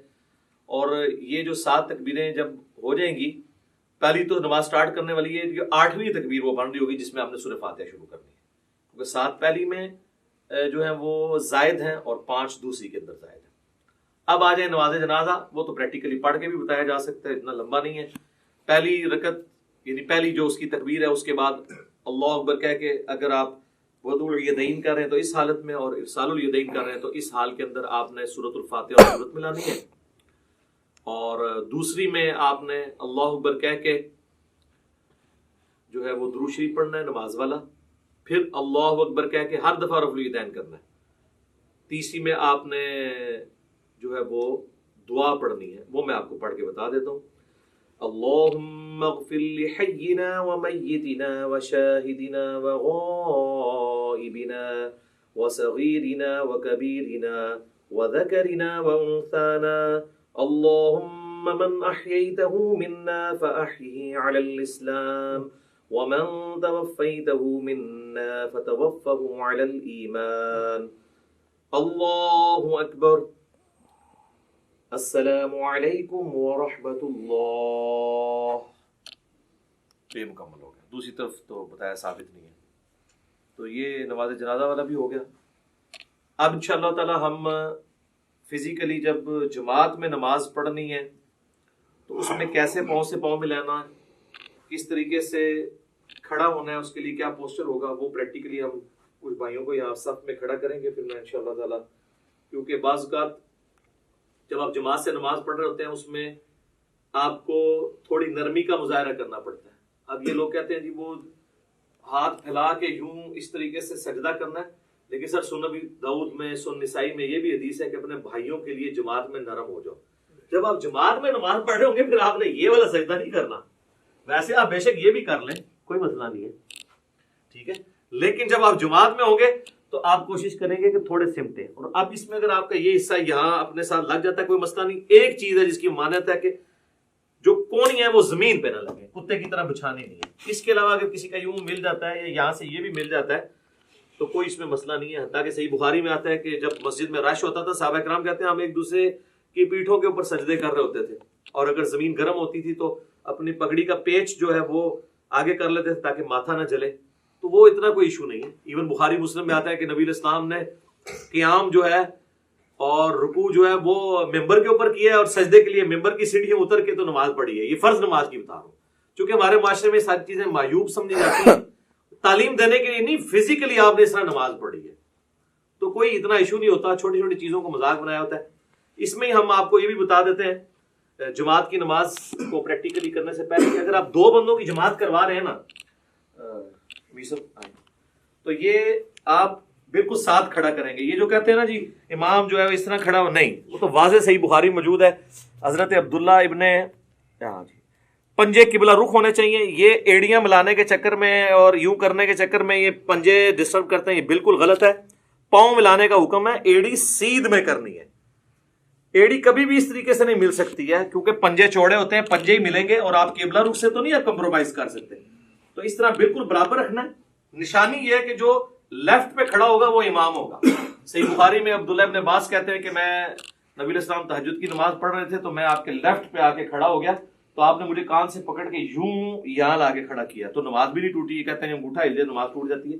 تو دائیں طرف کھڑا کیا, اس میں یہ کئی الفاظ نہیں ہے کہ مجھے دائیں طرف تھوڑا سا پیچھے کھڑا کیا, بالکل صاف. یہ ملیں گے. اب آپ دیکھیں اللہ اکبر کیا کہ جب ہم, آپ بھی کریں اللہ اکبر, یہ ہاتھ باندھ رہے ہیں نا, اب انہوں نے بھی اپنے جسم کے مطابق کھولا ہوا ہے, میں نے بھی اپنے جسم کے مطابق. تو آپ دیکھ رہے ہیں کہ ہمارا شولڈر بھی جو ہے نا, یہ شولڈر سینٹر سے آگے کور کریں, شولڈر بھی مل رہے ہیں. اگر میں ذرا سا پاؤں زیادہ کھول دوں گا تو ہمارے شولڈر نہیں ملیں گے. آپ یہ دیکھیں میں آپ کو پریکٹیکلی کر کے بتاتا ہوں. یہ میں نے پاؤں کھولے نا تو اب یہ شولڈر دور ہو جائیں گے. پاؤں ملے ہوئے ہیں, پاؤں پہ زور ہوتا ہے, شولڈر نہیں. اور بعض کا ایسا زور ہوتا ہے کہ اگلے کے پاؤں درد کرنا شروع کر دیتے ہیں. تو آپ نے درمیان میں یوں رکھنا ہے اسے. اس طریقے سے اللہ اکبر کہہ کے رکوع میں جائیں گے تو یہ ساتھ ہی رہنا ہے اس طرح. ٹھیک ہے جی. اور اب مسئلہ آئے گا جب ہم نے تورک بیٹھنا ہوگا. تو اب آپ دیکھیں جب ہم سمیع اللہ لمن حمدہ ربنا ولک الحمد کہہ کے ہم جاتے ہیں سجدے کے بعد, جب ہم تورک بیٹھنے لگیں گے نا, اگر ہم نے اتنا کھولا ہوا ہے نا, اگر میں تورک نہیں بیٹھوں گا یہ تورک کبھی بھی نہیں بیٹھ سکتے, کیونکہ یہ میرے اوپر ہی آگے گر جائیں گے, کیونکہ ایک اینگل پہ شفٹ ہوتے ہیں. تو آپ دیکھیں میں آپ تورک بیٹھنے لگوں یہ بھی بیٹھیں گے, یہ دیکھیں خود بخود اینگل سیٹ ہو گئے. اگر آپ ذرا دوسری طرح بیٹھیں, میں ایسے ہی بیٹھا رہوں اور اب آپ تورک بیٹھیں تو یہ میرے اوپر ہی آگے گریں گے. میں نے اب کیا نماز پڑھنی ہے؟ ایک بندہ بھی تورک چھوڑ دے. اچھا کئی لوگ وہ جماعت سے لیٹ ملتے ہیں, وہ کہتے ہیں ہماری تو درمیان والی رکعت ہے, ہم نے تورک کیوں بیٹھنا ہے؟ بھئی جب آپ امام کے پیچھے ہیں نا تو اب آپ اس جماعت کو فالو کریں. پھر یہ بھی پوچھ رہے ہوتے ہیں جی امام کی تیسری ہے ہماری دوسری, ہم رفع دین کریں یا نہ کریں؟ بھئی امام کر رہے تو آپ کریں گے, اس لیے کہ آپ اپنی پہلی رکعت میں تشہد بیٹھتے ہیں کیا؟ نہیں. لیکن جب امام کے ساتھ آپ دوسری میں آ کے بیٹھتے ہیں تو آپ کی وہ پہلی ہوتی ہے, لیکن آپ امام کی وجہ سے تشہد بیٹھ جاتے ہیں. تو باقی چیزیں بھی امام کے مطابق فالو کریں, یہ بہتر طریقہ ہے. تو یہ تورک میں یہ چیز ضروری تھی. ایک بندہ بھی ڈنڈی مارے گا تورک, اور اگر کسی نے آپ کے ساتھ والے ڈنڈی مار دی ہے تو اب بہتر یہ ہے کہ آپ اس پہ گرنے کی بجائے نا آپ بھی پھر اسی طریقے سے ہی بیٹھتے ہیں. بھئی کئی لوگ پوچھ بھی رہے ہوتے ہیں کہ جی ہم موٹے ہیں تورک نہیں بیٹھ سکتے, نماز ہو جائے گی میرے بھائی اگر کسی کے لیے. میں نے تو بڑے بڑے موٹے لوگوں کو بھی دیکھا ہے, بل وہ پھر تورک تو ایسا بیٹھتے ہیں دو بندے نا تورک ملتے نے ہو نال تسی بیٹھ جاؤ تو ان کو بالکل لحاظ نہیں ہوتا کہ ادھر والے کا کیا بن رہا ہے ادھر والے کا کیا بن رہا ہے. تو بہت موٹا بندہ ہے, موٹاپا ویسے پسند بھی نہیں ہے نا, اسی لیے پسند نہیں ہے. تو وہ یہ تورک, آپ جب تک آپ تورک آسانی سے بیٹھ رہے ہیں تو آپ سمجھ لیں آپ سمارٹ ہیں. یہ آپ کا چیک پوائنٹ ہے. جیسا میں کہتا ہوں نماز کی 3 بریکیں ہیں. ایک رفع الیدین, رفع الیدین نہ ہو تو دڑا دڑا آپ پڑھیں گے. دوسرا جلسہ استراحت, کہ آپ نے دوسری رکعت میں اٹھنے کے لیے دوسرے سجدے کے بعد بیٹھ کے اٹھنا ہے. اور تیسرا آپ جو سجدے میں جانے سے پہلے ہاتھ لگاتے ہیں. جو لوگ ہاتھ نہیں لگاتے ڈائریکٹ جاتے ہیں وہ تو بڑی تیزی سے پڑھ رہے ہوتے ہیں. یہ دیکھیں نا آپ جس نے ہاتھ لگانا ہے اس نے تو پہلے ایسے کرنا ہے. یہ 3 بریکیں نماز کی اللہ نے رکھی ہیں جس کی وجہ سے نماز کی سپیڈ کنٹرول رہتی ہے. اب انشاءاللہ تعالی ہم چند بھائیوں کو یہاں پہ صف میں کھڑا کریں گے اور چیک کریں گے کہ صف میں کتنا پاؤں کھولیں. زیادہ کھول دیں گے تو پاؤں تو ملیں گے, شولڈر نہیں ملیں گے. اور بعض ایسے ہوتے ہیں ایک پاؤں تو انہوں نے ایسے ملایا ہوتا ہے, دوسرا اتنی دور ہوتا ہے کہ سامنے والا بندہ پاؤں جوڑتے جوڑتے ایسے ہو جاتا ہے بیچارہ, اور لت درد کرنی شروع کر دیتی ہے. تو میرا خیال ہے کچھ لوگ اب جو ہے نا ادھر سے کھڑے ہونا جی, ادھر سامنے آ کے باری باری سب کو کروا لیتے ہیں نا. اچھا میرے بھائیو, اب انشاءاللہ تعالیٰ آپ کو پریکٹیکلی بتائیں گے کہ صف میں جب زیادہ نمازی کھڑے ہوں گے تو کس طریقے سے انہوں نے نماز پڑھنی ہے. 2 ہوں گے تو ساتھ کھڑا کرنا ہے, اور 2 سے زیادہ ہوں گے تو امام آگے ہوگا, پیچھے ہوں گے باقی. البتہ اگر میاں بیوی جماعت کروا رہے ہیں تو وہ ساتھ اپنی بیوی کو نہیں کھڑا کرے گا, بیوی ایگزیکٹ اس کے پیچھے کھڑی ہوگی. اور ترتیب یہ ہے کہ سب سے آگے جو ہے وہ مردوں کی صف ہوتی ہے, اس کے پیچھے بچوں اور غلاموں کی, اور اینڈ پہ عورتوں کی صف ہوتی ہے. تو اب یہ ہم نے صف کے اندر 1 2 3 4 5 6 7 8 9 بھائیوں کو کھڑا کیا ہے. 8 اللہ وطر ہے, وطر کو پسند کرتا ہے. آپ دیکھیں جی انہوں نے اپنے جو ہے وہ پاؤں اتنے کھولے ہوئے جتنے ان کے جسم ہے, اس سے زیادہ نہیں کھولے, ورنہ پھر ان کے کندھے نہیں ملیں گے. آپ دیکھیں ان کے پاؤں بھی ملے ہوئے ہیں اور ان کے کندھے بھی ملے ہوئے ہیں. آج پیچھے کر کے ذرا کندھے ان کے ذرا کور دکھائیں, دور سے ہی دکھا دیں. آپ ادھر ہی دیکھیں کندھے سب کے ملے ہوئے ہیں. اگر ان میں سے کسی نے ذرا سے پاؤں زیادہ کھول دیے کم, تو پھر ان کے لیے یہ تھوڑا سا ویسے ہوا ہے ان کا. ٹھیک ہے, یہ آپ نے خود ڈیسائیڈ کرنا ہے. شعیب بھائی آپ کو پاؤں زیادہ پھیلانے ہوں گے، آپ کے اوپر سے باڈی چوڑی ہے، ہاں یہ آپ نے غلط کیا ہوا ہے، اور ٹھیک ہو گیا جی. پاؤں کے پنجے قبلہ رخ ہیں، ایڑیاں سیدھ میں ہیں، اور یہ صحیح بخاری میں موجود ہے کہ صحابہ کرام کہتے ہیں کہ جب ہم صف سیدھی کرتے تو پاؤں سے پاؤں یلزقو کے الفاظ ہیں، مل جایا کرتے تھے. ایڑیاں ملیں گی، پنجے آگے پیچھے ہو سکتے ہیں. آپ دیکھ رہے ہیں کہ کسی کا پاؤں چھوٹا ہے تو اس کا پنجہ پیچھے ہے، ان کا پاؤں بڑا ہے پنجہ آگے، لیکن ایڑی سب کی سیدھ میں، ایڑی کو سیدھ میں رکھ کے سب سیدھی کرنی ہے، پنجے کو نہیں. اور ملنے پہ جب باری آئے گی تو صرف پنجے ہی ملے گا، ایڑی تو نہیں مل پائے گی. ایڑی کو ملانے کی کوشش کریں گے تو بعض لوگ ایسے کر لیتے ہیں، وہ ٹیڑے ہو جاتے ہیں پاؤں، وہ بالکل غلط ہے، قبلے سے تو نہیں ہٹنا. ٹھیک ہے جی، یہ آپ نے مٹھی نہیں بنانی، نارمل رکھنا، ہاں ایسے نارمل. اب آپ سارے آئیں جی اس پوزیشن میں کہ آپ رفع الیدین کرنے لگے، اپنے ہاتھوں کو اس طرح بلند کریں جس طرح میں نے بتایا تھا. ہاں جی، ابھی دیکھیں جی کتنے لوگوں کی غلطیاں نکلیں گی جی کہ ان کے ہاتھ کہاں پہ. یہ دیکھیں نا، یہ آپ کا ہاتھ یوں ہوگا نا تو تب یہ دونوں ہاتھ برابر ہوں گے. جس نے پریکٹس نہیں کی ہوئی نا، ادھر بیٹھ کے یہ دیکھیں، یہ میرے سے بھی ہو جاتا تھا، یہ آپ کا ہاتھ اوپر ہے، اب آپ کا ہاتھ برابر ہے. ٹھیک ہے، ٹھیک ہے جی. اور ہاتھوں کو نارمل رکھنا ہے، اینڈ کرو. اس کا بڑا آسان طریقہ پتہ کیا ہے؟ یہ دیکھیں جی، آپ نے پریکٹس کرنی ہے نا تو آپ یوں ہاتھ رکھیں اور اس کے بعد ہاتھ کو یہ پیچھے لے کے تو پھر آپ سیدھا یعنی دیوار کے ساتھ پریکٹس کریں گے تو آپ کی پریکٹس بنے گی. ٹھیک ہوگا جی، ٹھیک ہوگا. اللہ اکبر. اب ہاتھ باندھ لیں. ہم وضع الیدین والی پہلے مثال سامنے رکھتے ہیں، اور ہاتھ جو ہیں وہ ٹھیک ہے. ویسے بعض لوگوں کی انگلیاں یہاں سے لٹکی ہوئی ہیں، بعض کی نہیں ہے. ٹھیک ہے، اس میں کوئی نہیں، جہاں آپ کو آسانی ہے وہ آپ کریں، کوئی مسئلہ نہیں ہے، یہ کوئی اتنا مسئلہ نہیں ہے. اور یہ آپ کا کیسے ہو گیا جی؟ ایسے اس کو اگر آپ یوں کر لیں تھوڑا سا تو آپ کو آسانی ہوگی. یہ ٹھیک ہوگا جی، بالکل ٹھیک ہے، جہاں آپ کو آسانی ہو. زبردست، ماشاء اللہ تعالیٰ. اور اگر آپ دوبارہ سے آپ تکبیر کیا کہ ارسال الیدین کریں تو کیسے کریں گے؟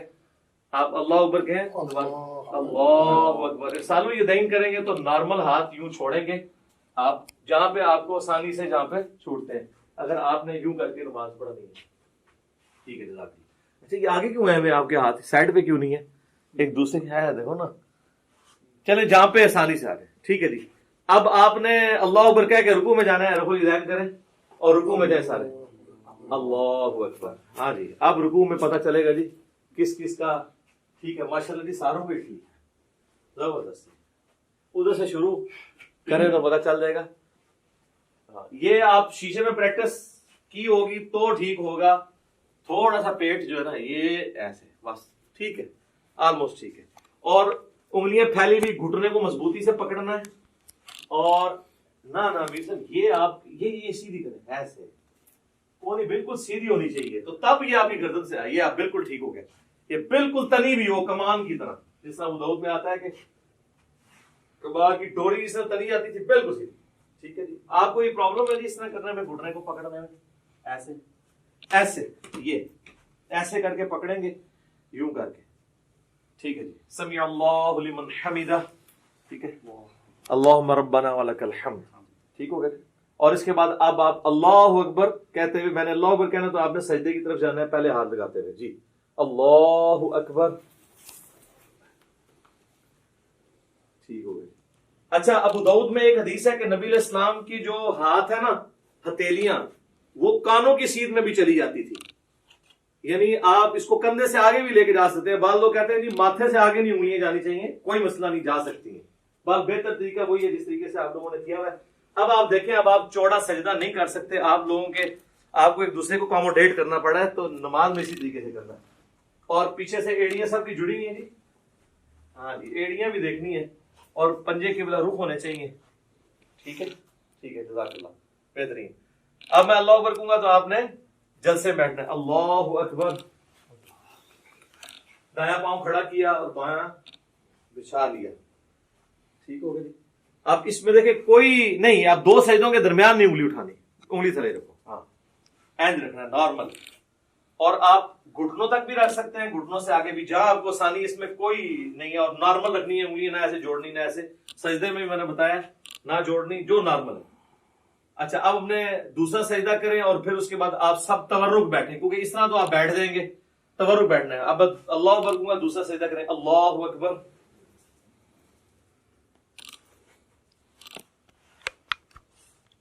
اب آپ کو اللہ اکبر پہ تورک سب کو بیٹھنا ہے. اللہ اکبر. دیکھ لیں جی، ہم نے پریکٹیکلی کر کے بتایا. وہ لوگ کہتے ہیں نہیں جماعت میں تو تورک بیٹھے ہی نہیں جاتا. کیوں نہیں بیٹھا جاتا؟ ایک بندہ جب ڈنڈی مارتا ہے تو تورک رہ جاتا ہے. نہیں، ساروں بیٹھے ہوئے ہیں نا، دیکھیں نا، سارے تورک بیٹھ کے بتا رہے ہیں. تورک بیٹھیں گے سارے تو پھر کور ہوگا. ایک بندہ بھی ڈنڈی مارے گا تو ساتھ والا دوسرے تورک نہیں بیٹھے گا. ٹھیک ہوگا جی. یہ پریکٹیکلی نماز میں یہ چیز ضروری تھی. اب ٹھیک ہے، سلام بھیج دیں جی. السلام علیکم ورحمۃ اللہ. السلام علیکم ورحمۃ اللہ. ٹھیک ہے. اچھا میرے بھائیوں، آج کی یہ پریکٹیکل ہماری جو نشست تھی اب اس سے کنکلوڈ کرتے ہیں. بیسیکلی میں نے کوشش کی کہ آپ کو ایک بلو پرنٹ آپ کے سامنے رکھ دیا جائے کہ آپ نے نماز پڑھنی کیسے. باقی اس کے اوپر تو گھنٹوں بولا جا سکتا ہے. آپ میری ویڈیوز دیکھ لیں، ہر ٹاپک کے اوپر کئی ایک ویڈیو کلپس ریکارڈڈ موجود ہیں. اللہ تعالیٰ ہماری اس ایفرٹ کو قبول فرمائے. اللہ تعالیٰ سے دعا ہے جو حق بات میں نے کہی اللہ تعالیٰ ہم سب کے دلوں میں راسخ فرمائے. اگر جذبات میں میرے منہ سے کوئی غلط بات نکل گئی تو اللہ تعالیٰ ہمارے دلوں سے معاف کر دے. ہمیں کتاب و سنت کی تعلیمات پر عمل کر کے دوسرے بھائیوں تک پہنچانے کی توفیق عطا فرمائے. سبحانک اللہم و بحمدک، اشہد ان لا الہ الا انت، استغفرک و اتوب الیک، وما علینا الا البلاغ المبین. جزاکم اللہ خیرا.